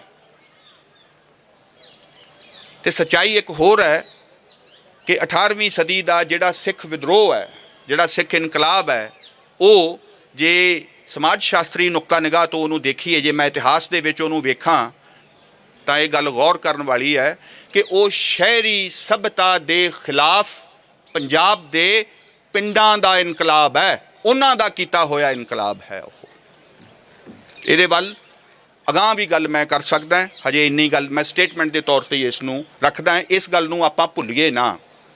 20ਵੀਂ ਸਦੀ ਦੇ ਵਿੱਚ ਪੰਜਾਬੀ ਜ਼ੁਬਾਨ ਦੇ ਵੱਲ ਮੁੜ ਆਉਣ ਦਾ ਜਦੋਂ ਕੰਮ ਤੁਰਿਆ ਕਿ ਜੀ ਪੰਜਾਬੀ ਸਾਂਝੀ ਜ਼ੁਬਾਨ ਹੈ, ਤੇ ਪ੍ਰਿੰਸੀਪਲ ਤੇਜਾ ਸਿੰਘ ਵਾਰ-ਵਾਰ ਪੰਜਾਬੀ ਜ਼ੁਬਾਨ ਦੇ ਕਿਰਦਾਰ ਦੀ ਜਦੋਂ ਗੱਲ ਕਰਦੇ ਹੈ ਤਾਂ ਉਹ ਇਸ ਗੱਲ ਨੂੰ ਲਗਾਤਾਰ ਦੁਹਰਾਉਂਦੇ ਹੈ ਕਿ ਇਹ ਦਰਬਾਰਾਂ ਦੇ ਵਿੱਚ ਪਲੀ ਹੋਈ ਜ਼ੁਬਾਨ ਨਹੀਂ ਹੈ, ਇਹ ਅਧੀਨਗੀ ਦੀ, ਹੁਕਮ ਮੰਨਣ ਦੀ ਅਜੀ ਹਜ਼ੂਰ, ਅਰੇ ਸਰ ਨਹੀਂ ਹੈ, ਇਹਦੇ ਅੰਦਰ ਉਹ ਫੱਬਦਾ ਹੀ ਨਹੀਂ ਹੈ, ਇਹਦੇ ਅੰਦਰ ਦਾ ਉਚਾਰਨ ਹੀ ਉਹਦੇ ਵਿੱਚ ਸੈੱਟ ਨਹੀਂ ਬਹਿੰਦਾ। ਇੱਥੇ ਤੇ ਜਿਨ੍ਹਾਂ ਤੋਂ ਜੋਗ ਲੈਣ ਜਾਂਦਾ ਰਾਂਝਾ, ਉਹਨਾਂ ਨੂੰ ਟਿਚਰੀ ਤੁਰਿਆ ਆਉਂਦਾ ਹੈ ਤਾਂ ਉਹਨਾਂ ਨੂੰ ਗੱਲ ਹੀ ਨਹੀਂ ਕਰਨ ਦੇ ਰਿਹਾ। ਕਦੇ ਉਹਨੂੰ ਨਾਥ, ਕਦੇ ਨਾਥਾ, ਕਦੇ ਬੂਬਨਾ, ਕਦੇ ਸਾਧ, ਇਹੋ ਜਿਹੀਆਂ ਗੱਲਾਂ ਚੱਲ ਰਹੀ, ਕਿਸੇ ਨੂੰ ਨਹੀਂ ਬਖਸ਼ ਰਹੇ। ਇਹ ਜਦੋਂ ਅਸੀਂ ਇਹਨੂੰ ਧਿਆਨ ਦੇ ਨਾਲ ਦੇਖਦੇ ਹਾਂ ਤੇ ਉਹ ਕਹਿੰਦੇ ਆ ਕਿ ਜੇ ਪੰਜਾਬੀ ਦੇ ਵਿੱਚ ਵਿਚਾਰ ਦੀ ਭਾਸ਼ਾ ਨੇ ਉਸਰਨਾ ਹੈ, ਜੇ ਸਾਹਿਤ ਆਲੋਚਨਾ ਜਾਂ ਸਾਹਿਤ ਸਮੀਖਿਆ ਦੀ ਭਾਸ਼ਾ ਨੇ ਅੱਗੇ ਆਉਣਾ ਹੈ, ਵਿਚਾਰ ਦੀ ਭਾਸ਼ਾ ਨੇ ਅੱਗੇ ਆਉਣਾ ਹੈ, ਤਾਂ ਉਹਦੇ ਕਿਰਦਾਰ ਦੇ ਉੱਤੇ ਮੁੜ ਵਿਚਾਰ ਕਰਨ ਦੀ ਲੋੜ ਹੈ ਕਿ ਇਹ ਦਰਬਾਰੀ ਤੇ ਸੰਸਥਾਈ ਤੇ ਕੁਝ ਇਸ ਕਿਸਮ ਦੀਆਂ ਓਪਰੀਆਂ ਗੱਲਾਂ ਦਾ ਸ਼ਿਕਾਰ ਨਾ ਹੋ ਜਾਵੇ, ਇਹਦਾ ਪੰਜਾਬੀ ਕਿਰਦਾਰ ਨਾ ਕਿਤੇ ਮਰ ਜਾਵੇ। ਜੇ ਇਹੋ ਜਿਹੀ ਲਿਖਣੀ ਹੈ ਫਿਰ ਆਪਾਂ ਹਿੰਦੀ ਦੇ ਨਾਲ ਜਾਂ ਉਰਦੂ ਦੇ ਨਾਲ ਕੰਮ ਚਲਾ ਸਕਦੇ ਹਾਂ, ਉੱਥੇ ਜਾ ਕੇ ਪੰਜਾਬੀ ਦਾ ਫਿਰ ਕੋਈ ਜੁੱਸਾ ਨਹੀਂ ਰਹਿੰਦਾ। ਉਹ ਕਹਿੰਦੇ ਕਿ ਇਸ ਕਰਕੇ ਜਿਹੜੀ ਇਹਦੇ ਅੰਦਰ ਕੋਈ ਨਵੀਂ ਕੰਸਟਰਕਸ਼ਨ ਹੋਣੀ ਹੈ, ਉਹ ਇਹਦੇ ਮਿਜ਼ਾਜ ਨੂੰ ਸਮਝਦਿਆਂ ਹੋਇਆਂ ਹੋਣੀ ਚਾਹੀਦੀ ਹੈ। ਉਹ ਕਿਤੇ ਨਾ ਕਿਤੇ ਇਸ ਲਿਹਾਜ਼ ਦੇ ਨਾਲ ਇੱਕ ਬੜੀ ਵਾਰਿਸ ਸ਼ਾਹੀ ਕਿਸਮ ਦੀ ਉਹ ਗੱਲ ਨੂੰ ਵਿਚਾਰ ਦੇ ਪੱਧਰ ਦੇ ਉੱਪਰ ਇੱਥੇ ਲਿਆਉਣਾ ਚਾਹੁੰਦੇ ਹੈ। ਪਰ ਜਿਹੜੀ ਉਹ ਗੱਲ ਕਹਿੰਦਾ ਹੈ ਕਿ ਹੋ ਕੀ ਰਿਹਾ ਹੈ ਕਿ ਸੰਨਿਆਸ ਬੈਰਾਗ ਜਿਉਂ ਲੜਨ ਚੱਲੇ, ਰੱਖ ਹੱਥ ਤਲਵਾਰ ਦੀ ਮੁੱਠ ਉੱਤੇ। ਇੱਕ ਪਾਸੇ ਤੇ ਉਹ ਸੰਨਿਆਸੀ ਬੈਰਾਗੀ ਹੋ ਗਿਆ ਹੈ, ਜੋਗੀ ਹੋ ਗਿਆ ਹੈ, ਮਸਤ ਹੈ, ਪਰ ਉਹ ਲੜਨਿਓਂ ਚੱਲਿਆ ਜਿਵੇਂ ਰੱਖ ਹੱਥ ਤਲਵਾਰ ਦੀ ਮੁੱਠ ਤੇ ਉਹ ਜਿਵੇਂ ਨਿਕਲਦਾ ਹੋਵੇ। ਵਾਰਿਸ ਸ਼ਾਹ ਸੁਲਤਾਨ ਜਿਉਂ ਦੌੜ ਕੀਤੀ, ਚੜ ਆਇਆ ਹੀ ਮਥਰਾ ਦੀ ਲੁੱਟ ਉੱਤੇ। ਮੈਂ ਤੁਹਾਨੂੰ ਇੱਕ ਤਾਂ ਕਰਕੇ ਦੱਸਿਆ ਕਿ ਜਦੋਂ ਅਸੀਂ ਨਾ ਰਾਂਝਾ ਹੀਰ ਦੀਆਂ ਗੱਲਾਂ ਜੀਆਂ ਕਰਦੇ ਹਾਂ, ਅਸੀਂ ਇਹ ਬੰਦ ਛੱਡ ਹੀ ਜਾਂਦੇ ਹਾਂ। ਸਾਨੂੰ ਪਤਾ ਹੀ ਨਹੀਂ ਲੱਗਦਾ ਕਿ ਵਾਰਿਸ ਸ਼ਾਹ ਇੱਥੇ ਬਹੁਤ ਵੱਡੀ ਖੇਡ ਕਰ ਚੁੱਕਿਆ ਹੈ। ਉਹ ਲਗਾਤਾਰ ਇਹਦੇ ਅੰਦਰ ਇੱਕ ਯੁੱਧ ਦੀ ਤਿਆਰੀ ਦੇ ਲਈ ਜੂਝ ਰਹੇ ਦੋ ਸੂਰਮਿਆਂ ਨੂੰ ਚਿੱਤਰ ਰਿਹਾ ਹੈ। ਅਸੀਂ ਹਜੇ ਮਰਦ ਔਰਤ ਦੇ ਵਿੱਚ ਹੀ ਅੜੇ ਖੜੇ ਹਾਂ। ਔਰ ਹੁਮਾ ਸਫਦਰ ਹੁਣਾਂ ਨੂੰ ਮੈਂ ਯਾਦ ਕਰਦਾ। ਹੁਮਾ ਸਫਦਰ ਨੇ ਮੈਨੂੰ ਲੱਗਦਾ ਕਿ ਜੈਂਡਰ ਦੇ ਬਾਬਤ ਪੰਜਾਬ ਦੀ ਆਪਣੀ ਸਿਧਾਂਤਕਾਰੀ ਦੀ ਜਿਹੜੀ ਉਹਨਾਂ ਨੇ ਗੱਲ ਕੀਤੀ ਹੈ, ਮੈਂ ਸਮਝਦਾ ਕਿ ਸਾਨੂੰ ਉਹਨੂੰ ਗੌਰ ਕਰਨਾ ਚਾਹੀਦਾ। ਤੇ ਇਹ ਉਹ ਔਰਤਾਂ ਨੇ ਜਿਹੜੀਆਂ ਲਾਹੌਰ ਦੇ ਵਿੱਚ ਪਾਕਿਸਤਾਨ ਦੇ ਪਿੰਡ-ਪਿੰਡ ਜਾ ਕੇ ਹੀਰ ਵਾਰਿਸ ਦਾ ਨਾਟਕ ਖੇਡਦੀਆਂ, मैं और वो ਕਨਸੈਪਚੁਅਲੀ ਨਜਮ ਹੁਸੈਨ ਸੈयद ਦੀਆਂ ਜਿਹੜੀਆਂ ਧਾਰਨਾਵਾਂ ਨੇ, ਜਿਹੜੀ ਉਹਨਾਂ ਦੀ ਆਪਣੀ ਵਿਆਖਿਆ ਹੀਰ ਵਾਰਿਸ ਸ਼ਾਹ ਦੀ, ਤੇ ਉਹਦੇ ਨਾਲ ਹੋਰ ਚੀਜ਼ਾਂ ਨੂੰ ਜੋੜ ਕੇ ਉਹਨਾਂ ਨੇ ਆਪਣੇ ਨਾਟਕ ਦਾ ਉਸਾਰ ਕੀਤਾ, ਜਿਹੜਾ ਪਿੰਡ ਪਿੰਡ ਤੇ ਉਹਦੀ ਗਾਇਕੀ ਨੂੰ ਖੇਡਿਆ ਜਾਂਦਾ। ਉਹਦੇ ਵਿੱਚ ਹੁਮਾ ਸਫਦਰ ਨੇ ਇੱਕ ਗੱਲ ਆਖੀ ਤੇ ਮੈਂ ਦੰਗ ਰਹਿ ਗਿਆ ਕਿ ਇੰਨੀ ਸਫਾਈ ਦੇ ਨਾਲ ਇਹ ਗੱਲ ਆਖੀ ਜਾ ਸਕ ਰਹੀ ਹੈ। ਉਹ ਕਹਿੰਦੇ ਕਿ ਰਾਂਝਾ, ਇਹ ਤੇ ਬਹੁਤ ਗਲਤ ਹੈ ਕਿ ਰਾਂਝੇ ਨੂੰ ਅਸੀਂ ਮਰਦ ਆਖੀਏ, ਉਹ ਤੇ ਆਸ਼ਿਕ ਹੈ। ਆਸ਼ਿਕ ਦਾ ਕੋਈ ਜੈਂਡਰ ਨਹੀਂ ਹੈ, ਉਹ ਜੈਂਡਰ ਤੋਂ ਅਗਾਂਹ ਦਾ, ਉਹ ਜੈਂਡਰ ਦੇ ਪਾਏ ਤਫਰਕਿਆਂ ਤੋਂ ਅਗਾਂਹ ਦੀ ਕੋਈ ਜਿੰਸ ਹੈ। ਇਹਦੇ ਵੱਲ ਗੌਰ ਕਰੀਏ, ਕਿਉਂ ਵਾਰਿਸ ਸ਼ਾਹ ਰਾਂਝੇ ਨੂੰ ਥਾਂ ਥਾਂ ਤੇ ਔਰਤਾਂ ਵਰਗਾ ਚਿੱਤਰ ਰਿਹਾ ਹੈ। ਜਿਹੜਾ ਮਾੜੀ ਜੀ ਜਿਹਨੂੰ ਔਰਤਾਂ ਕੁੱਟ ਦਿੰਦੀਆਂ 2 ਵਾਰੀ, ਉਹਨੂੰ ਕੁੜੀਆਂ ਤੋਂ ਕੁੱਟ ਪੈਂਦੀ ਹੈ ਇਸ ਕਿੱਸੇ ਦੇ ਵਿੱਚ, ਇਹਨੂੰ ਕੋਈ ਨਹੀਂ ਦੱਸਦਾ। ਕਿਹੜਾ ਕਿੱਸਾ, ਕਿਹੜਾ ਨਾਇਕ ਐਸਾ ਜਿਹਨੂੰ ਨਾਲੇ ਨਾਇਕ ਆਖਿਆ ਜਾਂਦਾ ਹੋਵੇ ਤੇ ਨਾਲੇ ਉਹਦੇ ਕੁੱਟ ਪਵਾਈ ਜਾ ਰਹੀ ਹੋਵੇ? ਕਿਹੜਾ ਐਸਾ ਹੋਰ ਕਿੱਸਾ ਹੈ, ਕਿਹੜਾ ਐਸਾ ਹੋਰ ਨਾਇਕ ਹੈ ਕਿ ਉਹ ਕੁੜੀ ਹੋਵੇ ਤੇ ਉਹ ਬੰਦਿਆਂ ਨੂੰ ਕੁੱਟਣ ਦੇ ਵਿੱਚ ਉਹਦੀਆਂ ਸਹੇਲੀਆਂ ਦੀ ਖਾਸ ਮੁਹਾਰਤ ਹੋਵੇ?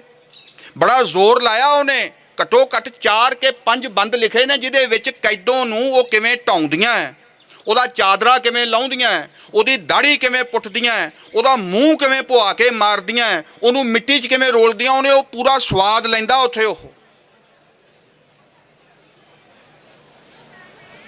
ਇਹ ਹੋਈ ਗੱਲ ਇੱਕ।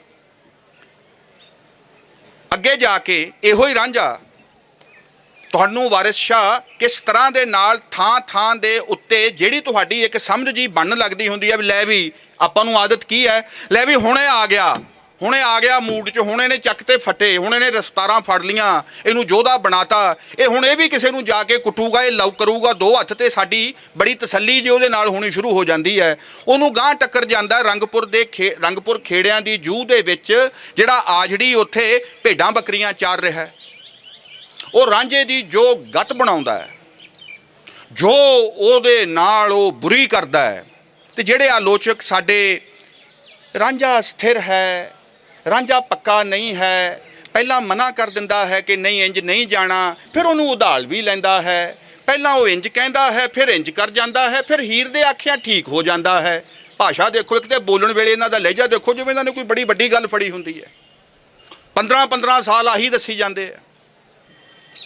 ਓਏ ਉਹਨਾਂ ਜਿੰਨਾ ਕਿ ਤੁਸੀਂ ਰਾਂਝੇ ਨੂੰ ਮਾੜਾ ਕਹਿ ਰਹੇ ਹੋ, ਉਦੋਂ 4 ਰੱਤੀਆਂ ਵੱਧ ਕੇ ਤੇ ਵਾਰਿਸ ਸ਼ਾਹ ਨੇ ਆਪ ਉਹਨੂੰ ਕਹਾ ਦਿੱਤਾ ਹੈ ਕਿ ਜਿਹੜਾ ਇੱਕ ਆਪ ਸਧਾਰਨ ਮਰਦ ਹੈ, ਜਿਹਦੀ ਰਵਾਇਤੀ ਸਮਝ ਔਰਤ ਨੂੰ ਲੈ ਕੇ ਜਾਂ ਆਪਣੀ ਮੰਗ ਨੂੰ ਲੈ ਕੇ ਜਾਂ ਆਪਣੀ ਮਾਸ਼ੂਕ ਨੂੰ ਲੈ ਕੇ, ਰਵਾਇਤੀ ਜਿਹੜੇ ਬੰਦੇ ਜਿਵੇਂ ਸੋਚਦੇ ਨੇ, ਅਯਾਲੀ ਉਸ ਥਾਂ ਤੋਂ ਖੜਾ ਹੋ ਕੇ ਰਾਂਝੇ ਦਾ ਕ੍ਰਿਟਿਸਿਜ਼ਮ ਕਰ ਰਿਹਾ ਹੈ ਔਰ ਰਾਂਝੇ ਨੂੰ ਉਹ ਸੁਣਨਾ ਪੈ ਰਿਹਾ ਹੈ।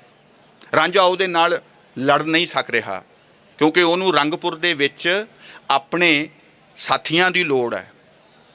ਉਹ ਰੰਗਪੁਰ ਦੇ ਵਿੱਚ ਨਿਪਟ ਇਕੱਲਾ ਹੈ, ਕੋਈ ਨਹੀਂ ਆ ਉਹਦੇ ਨਾਲ। ਉਹ ਕਿਤੇ ਵਾਪਸ ਜਾਣ ਜੋਗਾ ਨਹੀਂ ਬਚਿਆ।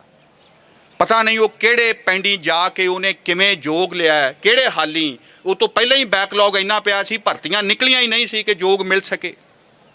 25-25 ਸਾਲ ਤੋਂ ਜਿਵੇਂ ਪੰਜਾਬ ਦੇ ਵਿੱਚ ਨਹੀਂ ਜੋਗ ਮਿਲ ਰਿਹਾ, ਕੱਚਾ ਪੱਕਾ ਜਿਹਾ ਜੋਗ ਮਿਲ ਜਾਂਦਾ ਹੈ।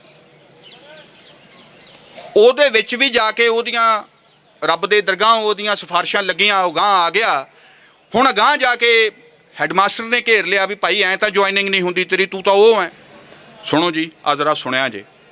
ਔਰ ਇੱਥੇ ਹੀ ਆ ਕੇ ਨਾ ਬਹੁਤੇ ਜਿਹੜੇ ਸਾਡੇ ਗਾਇਕ ਨੇ, ਜਿਹੜੇ ਸਾਡੇ ਮਹਾਨ ਇਨਕਲਾਬੀ ਨੇ, ਉਹਨਾਂ ਨੂੰ ਇਹ ਲੱਗਦਾ ਵੀ ਅਸੀਂ ਤਾਂ ਯੁੱਧ 'ਚ ਡਟੇ ਹੋਏ ਆ। ਰਾਂਝਾ ਤੇ ਐਵੇਂ ਹੀ ਸੀ ਤੇ ਅਯਾਲ ਉਹਨਾਂ ਦੇ ਵੱਲੋਂ ਹੀ ਬੋਲ ਰਿਹਾ ਰਾਂਝੇ ਨੂੰ, ਤੇਰੇ ਬੈਠਿਆਂ ਵਿਆਹ ਲੈ ਗਏ ਖੇੜੇ, ਦਾੜੀ ਪਰੇ ਦੇ ਵਿੱਚ ਮੁਨਾ ਬੈਠੋ। ਜਦੋਂ ਡਿੱਠਿਓ ਦਾਵ ਨਾ ਲੱਗੇ ਕੋਈ, ਬੂਹੇ ਨਾਥ ਦੇ ਅੰਤ ਨੂੰ ਜਾ ਬੈਠੋ। ਮੰਗ ਛੱਡੀਏ ਨਹੀਂ ਜੇ ਜਾਨ ਹੋਵੇ, ਵੰਨੀ ਦਿੱਤਿਆਂ ਛੱਡ ਹਯਾ ਬੈਠੋ। ਇੱਕ ਅਮਲ ਨਾ ਕੀਤਾ ਕੀ ਗਾਫਲਾ ਹੋ, ਐਵੇਂ ਕੀਮੀਆਂ ਉਮਰ ਵੰਝਾ ਬੈਠੋ। ਵਾਰਿਸ ਸ਼ਾਹ ਤਰਿਆਕ ਕੀ ਢੂੰਡਦਾ ਹੈ, ਹੱਥੀਂ ਆਪਣੀ ਜ਼ਹਿਰ ਜੇ ਖਾ ਬੈਠੋ। ਪਰ ਮੈਂ ਇਹ ਵਿਸਥਾਰ ਵਾਰਿਸ ਸ਼ਾਹ ਦੇ ਵਿੱਚੋਂ ਉਹਨਾਂ ਟੂਕਾਂ ਨੂੰ ਪੜ੍ਹਨਾ ਮੈਂ ਸਿਰਫ ਇਸ ਕਰਕੇ ਕੀਤਾ ਕਿ ਜਿਹੜੀ ਵਿਦਵਤਾ ਦੇ ਬੋਝ ਹੇਠ ਅਸੀਂ ਇਸ ਪੋਥੀ ਨੂੰ ਲੱਦ ਦਿੱਤਾ, ਇਹਦੇ 'ਤੇ ਖੋਜ ਕਾਰਜ ਕਰ ਕਰਕੇ ਆਪਾਂ ਇਹਨੂੰ ਪੜ੍ਹਨ ਦੇ ਵੱਲ ਆਈਏ।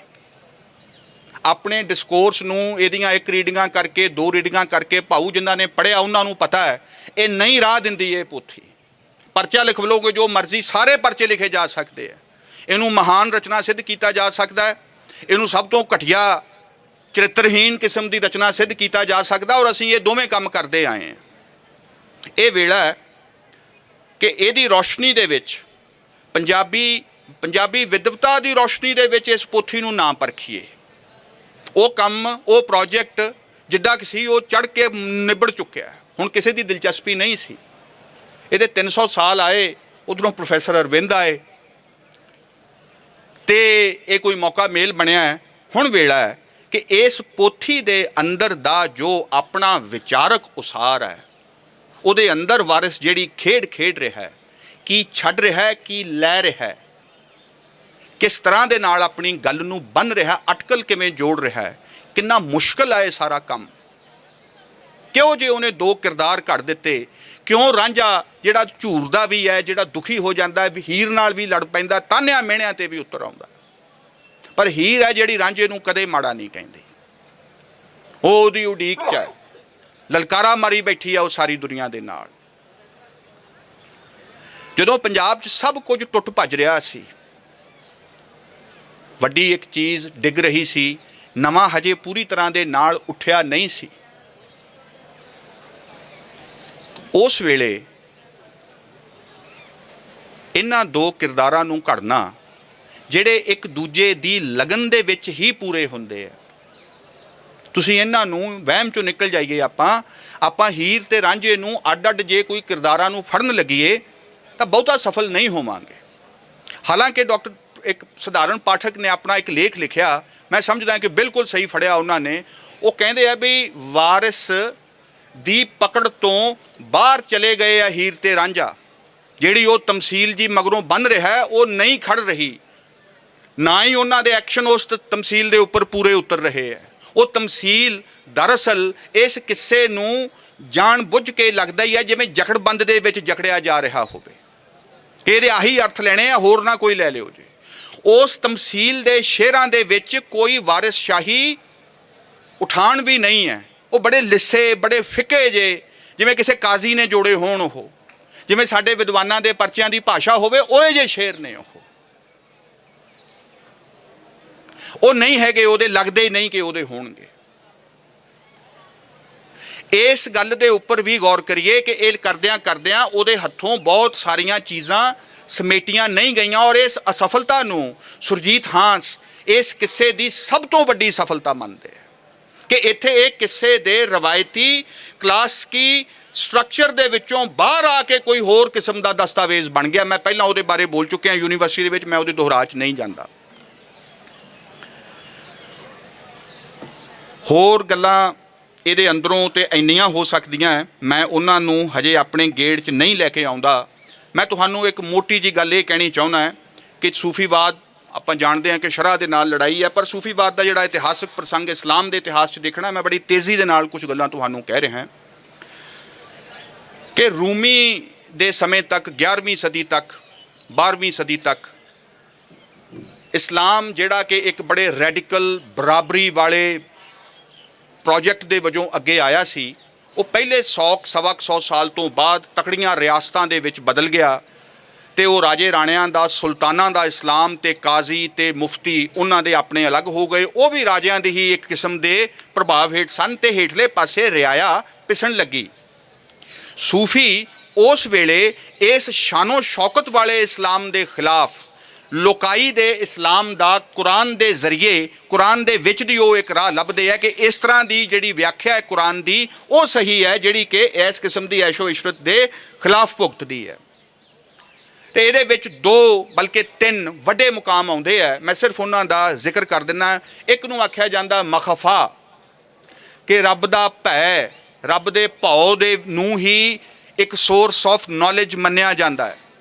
ਦਾਊਦ ਅਲ ਅੰਤਕੀ ਉਸ ਦੇ ਇੱਕ ਬੜੇ ਵੱਡੇ ਨੁਮਾਇੰਦੇ ਹੋਏ ਨੇ। ਆਪਣੀ ਬਾਣੀ ਦੇ ਵਿੱਚ ਵੀ ਗੁਰੂ ਬਾਬਾ ਫਰੀਦ ਦੀ ਰਚਨਾ ਨੂੰ ਤੁਸੀਂ ਮਖਫਾ ਦੇ ਥੋੜ੍ਹਾ ਉਹਦੇ ਅੰਸ਼ ਉਹਦੇ 'ਚ ਦੇਖ ਸਕਦੇ ਹੋ। ਦੂਸਰਾ ਜਿਹੜਾ ਉਸ ਤੋਂ ਅਗਾਂਹ ਦਾ ਪੜਾਅ ਆਉਂਦਾ ਹੈ, ਉਹਨੂੰ ਅਸੀਂ ਕਹਿੰਦੇ ਹਾਂ ਮੁਹੱਬਤ, ਜਿਸ ਤੋਂ ਨਿਕਲਿਆ ਹੈ। ਹੁਬ ਇਹਦੀ ਰੂਟ ਹੈ, ਅਰਬੀ ਦਾ ਸ਼ਬਦ ਹੈ। ਹੁਬ ਤੋਂ ਹੀ ਮਹਿਬੂਬ, ਮੁਹੱਬਤ, ਹਬੀਬ, ਇਹ ਸਾਰੇ ਅਗਾਂਹ ਦੀਆਂ ਚੀਜ਼ਾਂ ਨਿਕਲੀਆਂ। ਹੁਬ ਅਲ ਵਤਨੀ, ਦੇਸ਼ ਪ੍ਰੇਮ, ਇਹ ਸਾਰੇ ਸ਼ਬਦ ਇਹਦੇ ਵਿੱਚੋਂ ਨਿਕਲੇ। ਤੇ ਫਾਰਸ ਦੇ ਵਿੱਚ ਜਦੋਂ ਆਇਆ, ਈਰਾਨ ਦੇ ਵਿੱਚ ਇਸਲਾਮ, ਤੇ ਉਹਨਾਂ ਦੇ ਕੋਲ ਇੱਕ ਸ਼ਬਦ ਹੁਬ ਤੋਂ ਅਲੱਗ ਸੀ। ਹਾਂਜੀ, ਮੈਨੂੰ ਨਹੀਂ ਆਖਿਆ? ਅੱਛਾ ਅੱਛਾ, ਬਸ ਇੰਨਾ ਹੀ ਆਖਿਆ ਵੀ ਉਹ ਮੈਨੂੰ ਪਾਲਾ ਮਾਰਦਾ ਥੋੜਾ ਜਿਹਾ। ਮੈਂ ਕਰ ਰਿਹਾ ਡਾਕਟਰ ਸਾਹਿਬ, ਮੈਂ ਕਰ ਰਿਹਾ। ਮਹਾਬਾ ਆਉਂਦਾ। ਮਹਾਬਾ ਦੇ ਜਿਹੜੇ ਸਮਝਦੇ ਨੇ ਕਿ ਨਹੀਂ, ਰੱਬ ਦੇ ਪਿਆਰ ਦੇ ਵਿੱਚੋਂ, ਰੱਬ ਨਾਲ ਇਸ਼ਕ ਲਾਇਆ, ਗਿਆਨ ਦੀ ਭੈ ਤੋਂ ਨਹੀਂ ਹੋਏਗਾ, ਉਹਦੇ ਨਾਲ ਇਸ਼ਕ ਕੀਤਿਆਂ ਤੁਹਾਨੂੰ ਅਗਲਾ ਰਾਹ ਗਿਆਨ ਮਿਲੇਗਾ। ਤੇ ਫਿਰ ਇਹਦੇ ਵਿੱਚੋਂ ਜਿਹੜਾ ਤੀਸਰਾ ਸਟੈਪ ਨਿਕਲਦਾ ਹੈ, ਔਰ ਸਭ ਤੋਂ ਵੱਡਾ ਆਦਮੀ ਕੌਣ ਹੈ ਮਹਾਬਾ ਨੂੰ ਐਸਟੈਬਲਿਸ਼ ਕਰਨ ਵਾਲਾ? ਮਨਸੂਰ ਅਲ ਹੱਲਾਜ, ਜਿਹੜੇ ਇਸ ਗੱਲ ਤੇ ਆਉਂਦੇ ਆ। ਇਸ ਕਰਕੇ ਉਹ ਇਸਲਾਮ ਦਾ ਸ਼ਹੀਦ ਹੈ ਤੇ ਉਹਦੇ ਖਿਲਾਫ ਮੌਲਾਣੇ ਇਸ ਹੱਦ ਤੱਕ ਚਲੇ ਗਏ ਸੀ। ਤੇ ਮਨਸੂਰ ਦਾ ਜ਼ਿਕਰ ਪੰਜਾਬੀ ਸੂਫੀਆਂ ਦੇ ਵਿੱਚ ਜਿੰਨਾ ਆਉਂਦਾ ਹੈ, ਇਸ ਵੱਲ ਵਾਰ-ਵਾਰ ਜਾਣਾ ਚਾਹੀਦਾ ਕਿ ਕਿਉਂ ਆਉਂਦਾ ਹੈ। ਔਰ ਵਾਰਿਸ ਸ਼ਾਹ ਦੀ ਹੀਰ ਦੇ ਵਿੱਚ ਰਾਂਝੇ ਨੂੰ ਸਵਰਾਜਬੀਰ ਹੁਣਾਂ ਨੇ ਬੜਾ ਭਰਪੂਰ ਇਸ਼ਾਰਾ ਇਸ ਦੇ ਵੱਲ ਕੀਤਾ ਕਿ ਉਹਨੂੰ ਮਨਸੂਰ ਕਿਉਂ ਆਖਿਆ ਜਾ ਰਿਹਾ ਵਾਰ-ਵਾਰ। ਮਰੇਗਾ ਵਾਂਗ ਮਨਸੂਰ ਦੇਵੇ। ਫਿਰ ਮੈਂ ਤੁਹਾਨੂੰ ਅਗਲੀ ਗੱਲ ਕਹਿਣਾ ਕਿ 20ਵੀਂ ਸਦੀ ਦੇ ਵਿੱਚ ਜਦੋਂ ਭਗਤ ਸਿੰਘ ਨੂੰ ਫਾਂਸੀ ਹੁੰਦੀ ਹੈ, ਤੇ ਜਿਹੜਾ ਕਲਾਮ ਉਹਦੀ ਫਾਂਸੀ ਦੇ 1 2 3 4 ਦਿਨਾਂ ਦੇ ਵਿੱਚ ਲਿਖਿਆ ਜਾਂਦਾ ਹੈ, ਉਹਦੇ ਵਿੱਚ ਭਗਤ ਸਿੰਘ ਨੂੰ ਪੰਜਾਬ ਦਾ ਮਨਸੂਰ ਆਖਿਆ ਜਾਂਦਾ ਹੈ ਕਿ ਇਹ ਪੰਜਾਬ ਦਾ ਮਨਸੂਰ ਹੈ ਜਿਹੜਾ ਸ਼ਹੀਦ ਹੋਇਆ ਹੈ। ਉੱਥੋਂ ਹੀ ਇਹ ਗੱਲ ਚੱਲਦੀ ਹੈ ਕਿ ਰੱਸਾ ਚੁੰਮਿਆ ਉਹਨੇ ਫਾਂਸੀ ਦਾ, ਕਿਉਂਕਿ ਮਨਸੂਰ ਨੇ ਚੁੰਮਿਆ ਸੀ। ਅਸੀਂ ਸਿੱਧਾ ਉਹਦੇ ਨਾਲ ਜਾ ਜੁੜਦੇ ਹਾਂ, ਉਹਦੇ ਵਿਚਕਾਰ ਸਾਰੀਆਂ ਚੀਜ਼ਾਂ ਦੀ ਮੀਡੀਏਸ਼ਨ ਆਉਂਦੀ ਹੈ। ਜਿਹੜੀ ਮੈਂ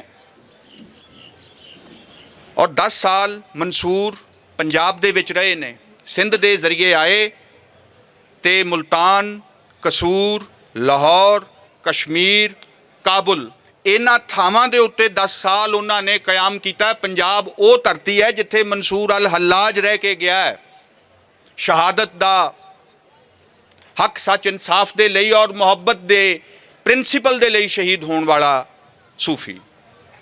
ਔਰ ਤੀਸਰਾ ਜਿਸ ਨੂੰ ਅਸੀਂ ਮਾਰਿਫਾ ਕਹਿੰਦੇ ਹਾਂ, ਮਖਫਾ, ਮਹਾਬਾ, ਮਾਰਿਫਾ, ਜਿਸ ਨੂੰ ਅਸੀਂ ਇਬਨ ਅਰਬੀ ਦੇ ਨਾਲ ਜੋੜਦੇ ਹਾਂ, ਉਹ ਤੇ ਫਿਰ ਪੂਰਾ ਹੀ ਇੱਕ ਸਿਧਾਂਤਕਾਰੀ ਕਰ ਦਿੰਦਾ ਹੈ ਇਸ ਸਾਰੀ ਪ੍ਰੋਸੈਸ ਦੀ। ਉੱਥੇ ਡਿਟੇਲ ਦਾ ਵੀ ਤੋਂ ਵੀ ਅਗਾਂਹ ਜਾਂਦਾ ਉਹ। ਤੇ ਮੈਂ ਇਹ ਕਹਿਣਾ ਇਹ ਚਾਹੁੰਦਾ ਹੈ ਕਿ ਜਦੋਂ ਫਰੀਦ ਸਾਹਿਬ, ਗੱਲਾਂ ਤੇ ਬਹੁਤੀਆਂ ਹੀ ਨੇ, ਮੈਨੂੰ ਸਵਰਾਜਬੀਰ ਫਿਰ ਯਾਦ ਆਉਂਦੇ ਹੈ, ਔਰ ਉਹਨਾਂ ਦਾ ਉਹ ਹਲਕਾ ਜਿਹਾ ਕਾਂਬਾ ਤੇ ਥਿਰਕਣ ਤੇ ਆਪਣੀ ਅਸਮਰੱਥਾ ਦਾ ਇਉਂ ਐਲਾਨ ਕਰਨਾ ਕਿ ਮੈਂ ਅਸਮਰੱਥ ਮਹਿਸੂਸ ਕਰ ਰਿਹਾ ਇਸ ਪੋਥੀ ਬਾਰੇ ਗੱਲ ਕਰਨ ਤੋਂ, ਜਿਹਦੇ ਅੰਦਰ ਇਹ ਪੋਥੀ ਪਾਣੀ ਵਾਂਗ ਰਵਾਂ ਹੈ। ਮੈਨੂੰ ਇਹ ਲੱਗਿਆ ਕਿ ਇਹ ਇੱਕ ਸਾਡੇ ਵੱਡੇ ਸਿਰਜਕ ਦੇ ਵੱਲੋਂ ਦਿੱਤੀ ਗਈ ਹੀਰ ਵਾਰਿਸ ਸ਼ਾਹ ਨੂੰ ਸਭ ਤੋਂ ਵੱਡੀ ਸੌਗਾਤ ਹੈ ਕਿ ਇਹ ਉਹਦੇ ਅੰਦਰ ਦੀ ਇੱਕ ਝਿਜਕ ਹੈ ਕਿ ਇਹਦੇ ਬਾਰੇ ਸਾਰੀ ਗੱਲ ਕੀਤੀ ਨਹੀਂ ਜਾ ਸਕਦੀ, ਅਸੀਂ ਕਾਬਿਲ ਨਹੀਂ ਰਹੇ। ਮੈਂ ਇਹ ਕਹਿਣਾ ਚਾਹੁੰਦਾ ਹਾਂ ਕਿ ਜਿਵੇਂ ਭਾਈ ਗੁਰਦਾਸ ਦੀਆਂ ਵਾਰਾਂ ਦੇ ਵਿੱਚ ਨਾਇਕ ਦੇ ਤੌਰ ਤੇ ਗੁਰੂ ਨਾਨਕ ਨੇ, ਉਵੇਂ ਹੀ ਵਾਰਿਸ ਸ਼ਾਹ ਨੇ ਵੀ ਇੱਕ ਪੰਜਾਬੀ ਚਿੰਤਨ ਦੀ ਵਾਰ ਲਿਖੀ ਹੈ। ਕਦੇ ਵੈਸੇ ਮੌਕਾ ਹੋਇਆ ਤੇ ਉਹਦੀਆਂ ਲੜੀਆਂ ਖੋਲ੍ਹ ਲਵਾਂਗੇ, ਔਰ ਉਹਦੇ ਅੰਦਰ ਕੋਈ ਤਫਰਕਾ ਨਹੀਂ ਹੈ ਕਿ ਇਹਦੇ 'ਚ ਸਿੱਖੀ ਹੈ ਕਿ ਨਹੀਂ ਹੈ, ਬਿਲਕੁਲ ਹਾਜ਼ਰ ਹੈ। ਉਹਦੇ ਅੰਦਰ ਬਾਬਾ ਫਰੀਦ ਤੋਂ ਲੈ ਕੇ ਤੇ ਸ਼ਮਸ ਤਬਰੇਜ਼ ਤੋਂ ਲੈ ਕੇ ਤੇ ਸ਼ਾਹ ਹੁਸੈਨ, ਸੁਲਤਾਨ ਬਾਹੂ, ਬੁੱਲੇ ਸ਼ਾਹ, ਸਚਲ ਸਰਮਸਤ ਦੇ ਨਾਲ ਐਡਾ ਸਜੀਵ ਡਾਇਲੋਗ ਚੱਲ ਰਿਹਾ ਹੈ ਕਿ ਕਿਆ ਹੀ ਕਹਿਣੇ। ਤੁਸੀਂ ਜ਼ਰਾ ਇੱਕ ਗੱਲ ਦੇ ਉੱਪਰ ਗੌਰ ਕਰੋ, ਮੈਂ ਬਹੁਤ ਕਹਿ ਆਇਆ ਪਹਿਲਾਂ ਵੀ, ਸ਼ਾਹ ਹੁਸੈਨ ਹੀਰ ਦੇ ਬਾਬਤ ਇੱਕ ਚੀਜ਼ ਨੂੰ ਪਰਿਭਾਸ਼ਿਤ ਕਰਨਾ ਸ਼ੁਰੂ ਕਰ ਲੈਂਦੇ ਆ, ਬੁਰੀਆਂ ਬੁਰੀਆਂ ਬੁਰੀਆਂ ਵੇ ਲੋਕਾ, ਜੇ ਤੂੰ ਤਖਤ ਹਜ਼ਾਰੇ ਦਾ ਸਾਈਂ, ਅਸੀਂ ਸਿਆਲਾਂ ਦੀਆਂ ਕੁੜੀਆਂ ਵੇ ਲੋਕਾ, ਬੁਰੀਆਂ ਬੁਰੀਆਂ ਬੁਰੀਆਂ ਵੇ ਲੋਕਾ। ਸਾਡਾ ਤੇ ਹਜੇ ਨਾਰੀ ਚਿੰਤਨ ਬਹੁਤ ਠਹਿਰ ਕੇ ਪਹੁੰਚਿਆ ਉੱਥੋਂ ਤੱਕ। ਐਲਾਨੀਆਂ ਜਿਹੜੀਆਂ ਗੱਲਾਂ, ਹੀਰ ਦਾ ਕਿਰਦਾਰ ਇਹਨਾਂ ਸ਼ਬਦਾਂ ਦੇ ਵਿੱਚ ਕਿ ਤੁਸੀਂ ਕੀ ਬੁਰੀ ਕਹਿਣਾ ਹੈ, ਅਸੀਂ ਆਪ ਐਲਾਨ ਕਰਦੀਆਂ ਕਿ ਅਸੀਂ ਬੁਰੀਆਂ ਹੈ, ਹੁਣ ਗੱਲ ਕਰੋ। ਇਹ ਕੁਝ ਉਵੇਂ ਹੀ ਹੈ ਜਿਵੇਂ ਇਸੇ ਯੂਨੀਵਰਸਿਟੀ ਦੀਆਂ ਵਿਦਿਆਰਥਣਾਂ ਨੇ ਜਦੋਂ ਹੌਸਟਲ ਦੀ ਟਾਈਮਿੰਗ ਵਾਲਾ ਅੰਦੋਲਨ ਖੜਾ ਕੀਤਾ ਸੀ ਤੇ ਉਹਨਾਂ ਨੂੰ ਐਗਜ਼ੈਕਟਲੀ ਉਹੀ ਕੁਛ ਆਖਿਆ ਗਿਆ ਜੋ ਸੰਤ ਸਿੰਘ ਸੇਖੋਂ ਇਹਨਾਂ ਨੂੰ ਵਿਗੜੇ ਹੋਏ ਮੁੰਡੇ ਦੀਆਂ ਕਹਾਣੀਆਂ, ਮੁੰਡੇ ਕੁੜੀ ਦੀਆਂ ਕਹਾਣੀਆਂ ਕਹਿ ਕੇ ਜਿਹੜਾ ਉਹ ਇਸ ਕਿੱਸੇ ਨੂੰ ਕਹਿੰਦੇ ਆ। ਤਾਂ ਸੰਤ ਸਿੰਘ ਸੇਖੋਂ ਦਾ ਲਾਣਾ ਕਿੱਡਾ ਵਧਿਆ ਪੰਜਾਬ ਦੇ ਵਿੱਚ ਕਿ ਉਹਨਾਂ ਨੇ ਆਪਣੀ ਆਜ਼ਾਦੀ ਦੇ ਲਈ ਜੂਝ ਰਹੀਆਂ ਲੜਕੀਆਂ ਨੂੰ ਵੀ ਉਸੇ ਹੀ ਪੰਕਤੀ ਦੇ ਨਾਲ ਨਿਵਾਜਿਆ ਜੋ ਸੇਖੋਂ ਸਾਹਿਬ ਨੇ ਹੀਰ ਵਾਰਿਸ ਦੇ ਵਿੱਚ ਇਹਨਾਂ ਦੋ ਅਮਰ ਕਿਰਦਾਰਾਂ ਨੂੰ ਜਿਸ ਤਰ੍ਹਾਂ ਦੇ ਨਾਲ ਪ੍ਰਭਾਸ਼ਿਤ ਕਰਨ ਦੀ ਕੋਸ਼ਿਸ਼ ਕੀਤੀ। ਤੇ ਕਿਸ਼ਨ ਸਿੰਘ ਕਹਿ ਰਹੇ ਆ ਕਿ ਹੀਰ ਦੇ ਕਿਰਦਾਰ ਦਾ ਜਿਹੜਾ ਪੱਕ ਹੈ, ਜਿਵੇਂ ਉਹ ਆਖਰੀ ਲੜਾਈ ਲੜਨ ਦੇ ਲਈ ਆਪਣੇ ਆਪ ਨੂੰ ਦਾਅ ਤੇ ਲਾ ਕੇ ਉਹ ਸਾਰੀ ਗੱਲ ਕਰਦੀ ਹੈ, ਜਿੱਥੇ ਕਿ ਉਹ ਦਰਅਸਲ ਸਿੱਖ ਇਨਕਲਾਬ ਦਾ ਰੂਪਕ ਹੈ। ਇਸ ਕਿਸੇ ਦੇ ਵਿੱਚ ਸਿੱਖ ਇਨਕਲਾਬ ਨੂੰ ਸਿੱਖੀ ਦੇ ਕੰਕਰੀਟ ਹਵਾਲਿਆਂ ਦੇ ਨਾਲ ਇਹਦੇ ਵਿੱਚ ਨਾ ਲੱਭੋ, ਹੀਰ ਦੇ ਕਿਰਦਾਰ ਦੀ ਬਣਤਰ ਦੇ ਵਿੱਚੋਂ ਲੱਭੋ। ਉਹਦੇ ਲਈ ਥੋੜਾ ਔਸਤ ਤੋਂ ਉੱਪਰ ਹੋਣਾ ਪਏਗਾ। ਤੇ ਉਹ ਵਾਰਿਸ ਸ਼ਾਹ ਦੇ ਹੁਣ ਹਵਾਲਾ ਤੁਹਾਡੇ ਹੱਕ 'ਚ ਇਉਂ ਜਾਂਦਾ ਹੈ ਕਿ ਉਹ ਕਹਿੰਦਾ ਕਿ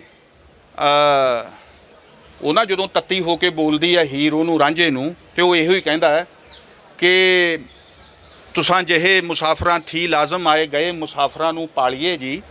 ਤੇ ਫਿਰ ਉਹ ਅੱਗੇ ਇਹ ਵੀ ਕਹਿੰਦਾ ਹੈ ਕਿ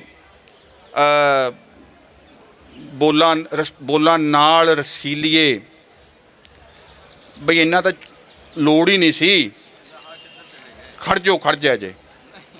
ਉਹ ਕਹਿੰਦਾ ਕਿ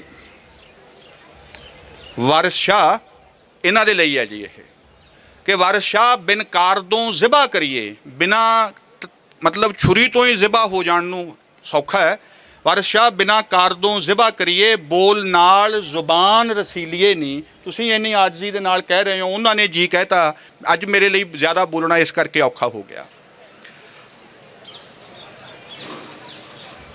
ਮੈਂ ਬਸ ਵਿਦਵਾਨਾਂ ਦੇ ਲਈ ਇੱਥੇ ਆਪਾਂ ਵਿਚਾਰਾਂ ਦੇ ਪਿੜ ਦੇ ਵਿੱਚ ਉਤਰੇ ਹੋਏ ਇੱਕ ਸਭਾ ਬੈਠੀ ਹੈ। ਮੈਂ ਇਹ ਕਹਿਣਾ ਚਾਹੁੰਦਾ ਕਿ ਇਹ ਪੋਥੀ ਦਰਅਸਲ ਪੰਜਾਬੀ ਵਿਦਵਾਨਾਂ ਦੇ ਲਈ ਹੀ ਲਿਖੀ ਗਈ ਹੈ। ਲੋਕਾਈ ਦੀ ਤੇ ਹੈ ਹੀ, ਉਹਨਾਂ ਨੇ ਇਹਨੂੰ ਸਾਂਭਿਆ ਹੈ, ਪਰ ਉਹਨੇ ਦਰਅਸਲ ਪੰਜਾਬੀ ਵਿਦਵਾਨ ਹੋਣ ਦਾ ਕੀ ਮਤਲਬ ਹੈ, ਪੰਜਾਬੀ ਬੁੱਧੀਜੀਵੀ, ਪੰਜਾਬੀ ਦਾਨਿਸ਼ਵਰ ਹੋਣ ਦਾ ਕੀ ਮਤਲਬ ਹੈ, ਵਾਰਿਸ ਸ਼ਾਹ ਨੇ ਇਹਦੇ ਪ੍ਰਤਿਮਾਨ ਇਹਦੇ ਵਿੱਚ ਖੜੇ ਕਰਕੇ ਦਿਖਾਏ ਹੈ। ਗੁਰੂ ਨਾਨਕ ਨੇ ਇੱਕ ਬੜੀ ਜ਼ਰੂਰੀ ਸ਼ਰਤ ਰੱਖੀ ਹੈ ਬੁੱਧੀਜੀਵੀਆਂ ਸਾਹਮਣੇ, ਔਰ ਉਹਦੇ ਅੰਦਰ ਦਿਲ ਦਾ ਦਖਲ ਦੇਖੋ ਤੁਸੀਂ ਕਿਸ ਹੱਦ ਤੱਕ ਹੈ ਕਿ ਦਾਨਸਬੰਦ ਸੋਈ ਦਿਲ ਧੋਵੈ।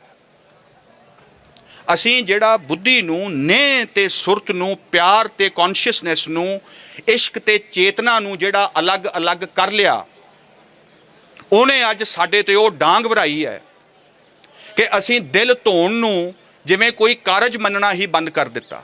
ਨਵਾਂ ਤਜਰਬਾ ਤੁਹਾਨੂੰ ਹਰ ਵਾਰ ਨਵਾਂ ਅਨੁਭਵ ਇਸ ਗੱਲ ਦੇ ਲਈ ਮਜਬੂਰ ਕਰਦਾ ਹੈ ਕਿ ਆਪਣੇ ਪੜ੍ਹੇ ਵਾਚੇ ਨੂੰ ਦੁਬਾਰਾ ਤੋਂ ਉਹਦੇ ਵਿੱਚ ਉਤਰੋ, ਪੁਰਾਣੀਆਂ ਗੱਲਾਂ ਨਾ ਥੋਪੋ ਉਹਦੇ ਉੱਪਰ।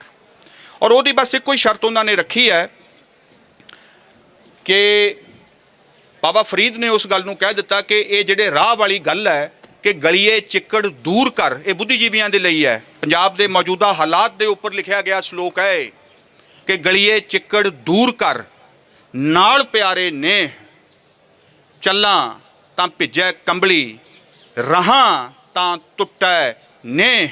ਜਿਹੜੀ ਉਹ ਗਲੀ ਹੈ ਉਹੀ ਸੈਂ ਵੰਝਾਂ ਵਾਲਾ ਚਨਾਨ ਦਾ ਪਾਟ ਹੈ। ਉਹਦੇ ਪਰਲੇ ਪਾਸੇ ਜਾਣ ਦੇ ਲਈ ਗੋਤਾ ਖਾਣਾ ਪਏਗਾ। ਅਸੀਂ ਉਰਲੇ ਪਾਸੇ ਆਪਣਾ ਚੋਲਾ ਵੀ ਬਚਾਈ ਬੈਠੇ ਹਾਂ, ਭਿੱਜਣੋਂ ਵੀ ਬਚੀ ਬੈਠੇ ਹਾਂ, ਕੰਬਲੀ ਵੀ ਸਾਂਭ ਕੇ ਰੱਖੀ ਹੈ, ਤੇ ਨਾਲ ਪਿਆਰੇ ਨੇ ਦਾ ਇੱਕ ਓਪਰਾ ਜਿਹਾ ਅਲਾਪ ਵੀ ਕਰੀ ਜਾ ਰਹੇ ਹਾਂ। ਇਹ ਨਹੀਂ ਹੋਏਗਾ। ਇਹ ਜਿਹੜਾ ਲੋਕਾਈ ਦੇ ਬਣ ਕੇ ਜੀ ਅਸੀਂ ਪੰਜਾਬੀ ਲੋਕਾਂ ਨੂੰ ਬੜੀ ਮੁਕਤੀ ਦੇ ਲਈ ਜੂਝ ਰਹੇ ਹਾਂ, ਤੇ ਆਪ ਅਸੀਂ ਵਾਲ ਨਹੀਂ ਪਟਾਉਣ ਨੂੰ ਤਿਆਰ ਆਪਣੇ ਚਿੰਤਨ ਦੇ ਵਿੱਚ। ਇਸ ਨੇ ਪੰਜਾਬ ਨੂੰ 20ਵੀਂ ਸਦੀ ਦੇ ਦੂਜੇ ਅੱਧ ਦੇ ਵਿੱਚ ਤੋਂ ਲੈ ਕੇ ਹੁਣ ਤੱਕ 70 ਸਾਲਾਂ 'ਚ ਇਹਨੇ ਸਾਨੂੰ ਬਹੁਤ ਗਰੀਬ ਕੀਤਾ। ਜਦੋਂ ਹੀਰ ਦਾ ਨਿਕਾਹ ਪੜਾਉਣ ਦੇ ਲਈ ਕਾਜ਼ੀ ਤੇ ਹੋਰ ਸਾਰੇ ਡਟੇ ਬੈਠੇ ਹੈ, ਉਹ ਕੱਲੀ ਆ ਉੱਥੇ ਜਿਹੜੀ ਜੂਝ ਰਹੀ ਹੈ। ਤੇ ਵਾਰਿਸ ਸ਼ਾਹ ਔਰ ਜੋ ਜਵਾਬ ਦੇ ਰਹੀ ਆ ਉੱਥੇ ਕਾਜ਼ੀਆਂ ਨੂੰ, ਮੌਲਾਣਿਆਂ ਨੂੰ, ਔਰ ਜਿਸ ਤਿਆਰੀ ਦੇ ਨਾਲ ਉਹ ਜਵਾਬ ਆ ਰਹੇ ਨੇ, ਉਹ ਮੁਕਾਮ ਹੈ ਪੰਜਾਬੀ ਸਾਹਿਤ ਦੇ ਵਿੱਚ। ਉਹਦੇ ਤੋਂ ਬੁਲੰਦ ਗੱਲਬਾਤ ਹਜੇ ਹੋਣੀ ਹੈ, ਨਹੀਂ ਹੋਈ। ਮੈਂ ਕਹਿ ਸਕਦਾ ਇਸ ਗੱਲ ਨੂੰ। ਕਹਿੰਦੇ ਹੈ ਵਾਰਿਸ ਸ਼ਾਹ ਹੀ ਫਿਰ ਉੱਥੇ ਨਿਤਾਰਾ ਕਰਕੇ ਦਿੰਦਾ ਹੈ ਇਸ ਪੋਥੀ ਦਾ ਵੀ, ਹੀਰ ਦੇ ਕਿਰਦਾਰ ਦਾ ਵੀ, ਔਰ ਸਾਡੇ ਲਈ ਉੱਥੇ ਵੰਗਾਰ ਖੜੀ ਕਰਦਾ ਹੈ ਕਿ ਵਾਰਿਸ ਸ਼ਾਹ ਮਧਾਣੀ ਹੈ ਹੀਰ ਜੱਟੀ, ਇਸ਼ਕ ਦਹੀਂ ਦਾ ਘਿਓ ਨਿਤਾਰਦੀ ਹੈ। ਅਸੀਂ ਵਾਰਿਸ ਸ਼ਾਹ ਦੇ ਨਾਲ ਨਹੀਂ ਪੰਗਾ ਲੈ ਸਕਦੇ। ਉਹਨੇ ਸਾਡਾ ਉਹ ਮਧਾਣੀ ਪਾਈ ਬੈਠਾ ਹੈ, ਲੈ ਕੇ ਜਾਓ ਜਿੰਨਾ ਕੁ ਸਮਾਨ ਹੈ, ਵੇਖਦੇ ਹਾਂ ਛਿੱਦੀਆਂ ਬਣਦੀਆਂ ਹੈ ਕਿ ਘਿਓ ਨਿਤਰਦਾ ਹੈ। ਇਹ ਸਵਾਲ ਵਾਰਿਸ ਨੇ ਸਾਨੂੰ ਲਲਕਾਰਿਆ ਹੈ। ਮੈਂ ਤੁਹਾਡਾ ਬਹੁਤ ਧੰਨਵਾਦੀ ਹਾਂ ਕਿ ਸਮਾਂ ਮਿਲਿਆ, ਔਰ ਇਸ ਮੰਚ ਦਾ ਸਾਰੇ ਦੋਸਤਾਂ ਦਾ, ਰਜਿੰਦਰਪਾਲ ਜੀ ਦਾ, ਕਮਰ ਗਰੇਵਾਲ, ਪ੍ਰੋਫੈਸਰ ਸਾਹਿਬ, ਅਜਾਇਬ ਸਿੰਘ ਚੱਠਾ, ਗੁਰਮੁਖ ਸਿੰਘ, ਸੁਰਜੀਤ ਸਿੰਘ, ਕਿ ਇਹ ਮੌਕਾ ਬਣਿਆ। ਤੇ ਮੈਂ ਇੱਕੋ ਹੀ ਗੱਲ ਆਖੂੰਗਾ ਕਿ ਰਸ ਤੇ ਅਕਾਦਮਿਕਤਾ ਵਾਰਿਸ ਸ਼ਾਹ ਦੇ ਵਿੱਚ ਦੋ ਵੱਖਰੀਆਂ ਗੱਲਾਂ ਨਹੀਂ ਰਹਿ ਜਾਂਦੀਆਂ। ਉਹਦੇ 'ਚ ਇੱਕੋ ਹੀ ਗੱਲ ਹੈ, ਰਸ ਦੇ ਵਿੱਚ ਚਿੰਤਨ ਗਿਆਨ ਦੇ ਬੀਜ ਪਏ ਨੇ, ਔਰ ਗਿਆਨ ਦੇ ਵਿੱਚ ਜੇ ਰਸਵੰਤ ਨਹੀਂ ਹੈ ਤਾਂ ਉਹ ਫਿਰ ਪੰਜਾਬੀ ਕਿਸਮ ਦਾ ਗਿਆਨ ਨਹੀਂ ਹੈ। ਮੈਂ ਇੰਨੀ ਗੱਲ ਕਹਿ ਕੇ ਇਸ ਮਧਾਣੀ ਨੂੰ ਮੱਥਾ ਟੇਕਦਾ ਹੋਇਆ ਤੁਹਾਡੇ ਸਾਹਮਣੇ ਇਸ ਚਨਾਹ ਦੇ ਵਿੱਚ ਠਿੱਲਿਆ। ਰਾਹ ਦਿਆ ਜੇ, ਬੜੀ ਮਿਹਰਬਾਨੀ।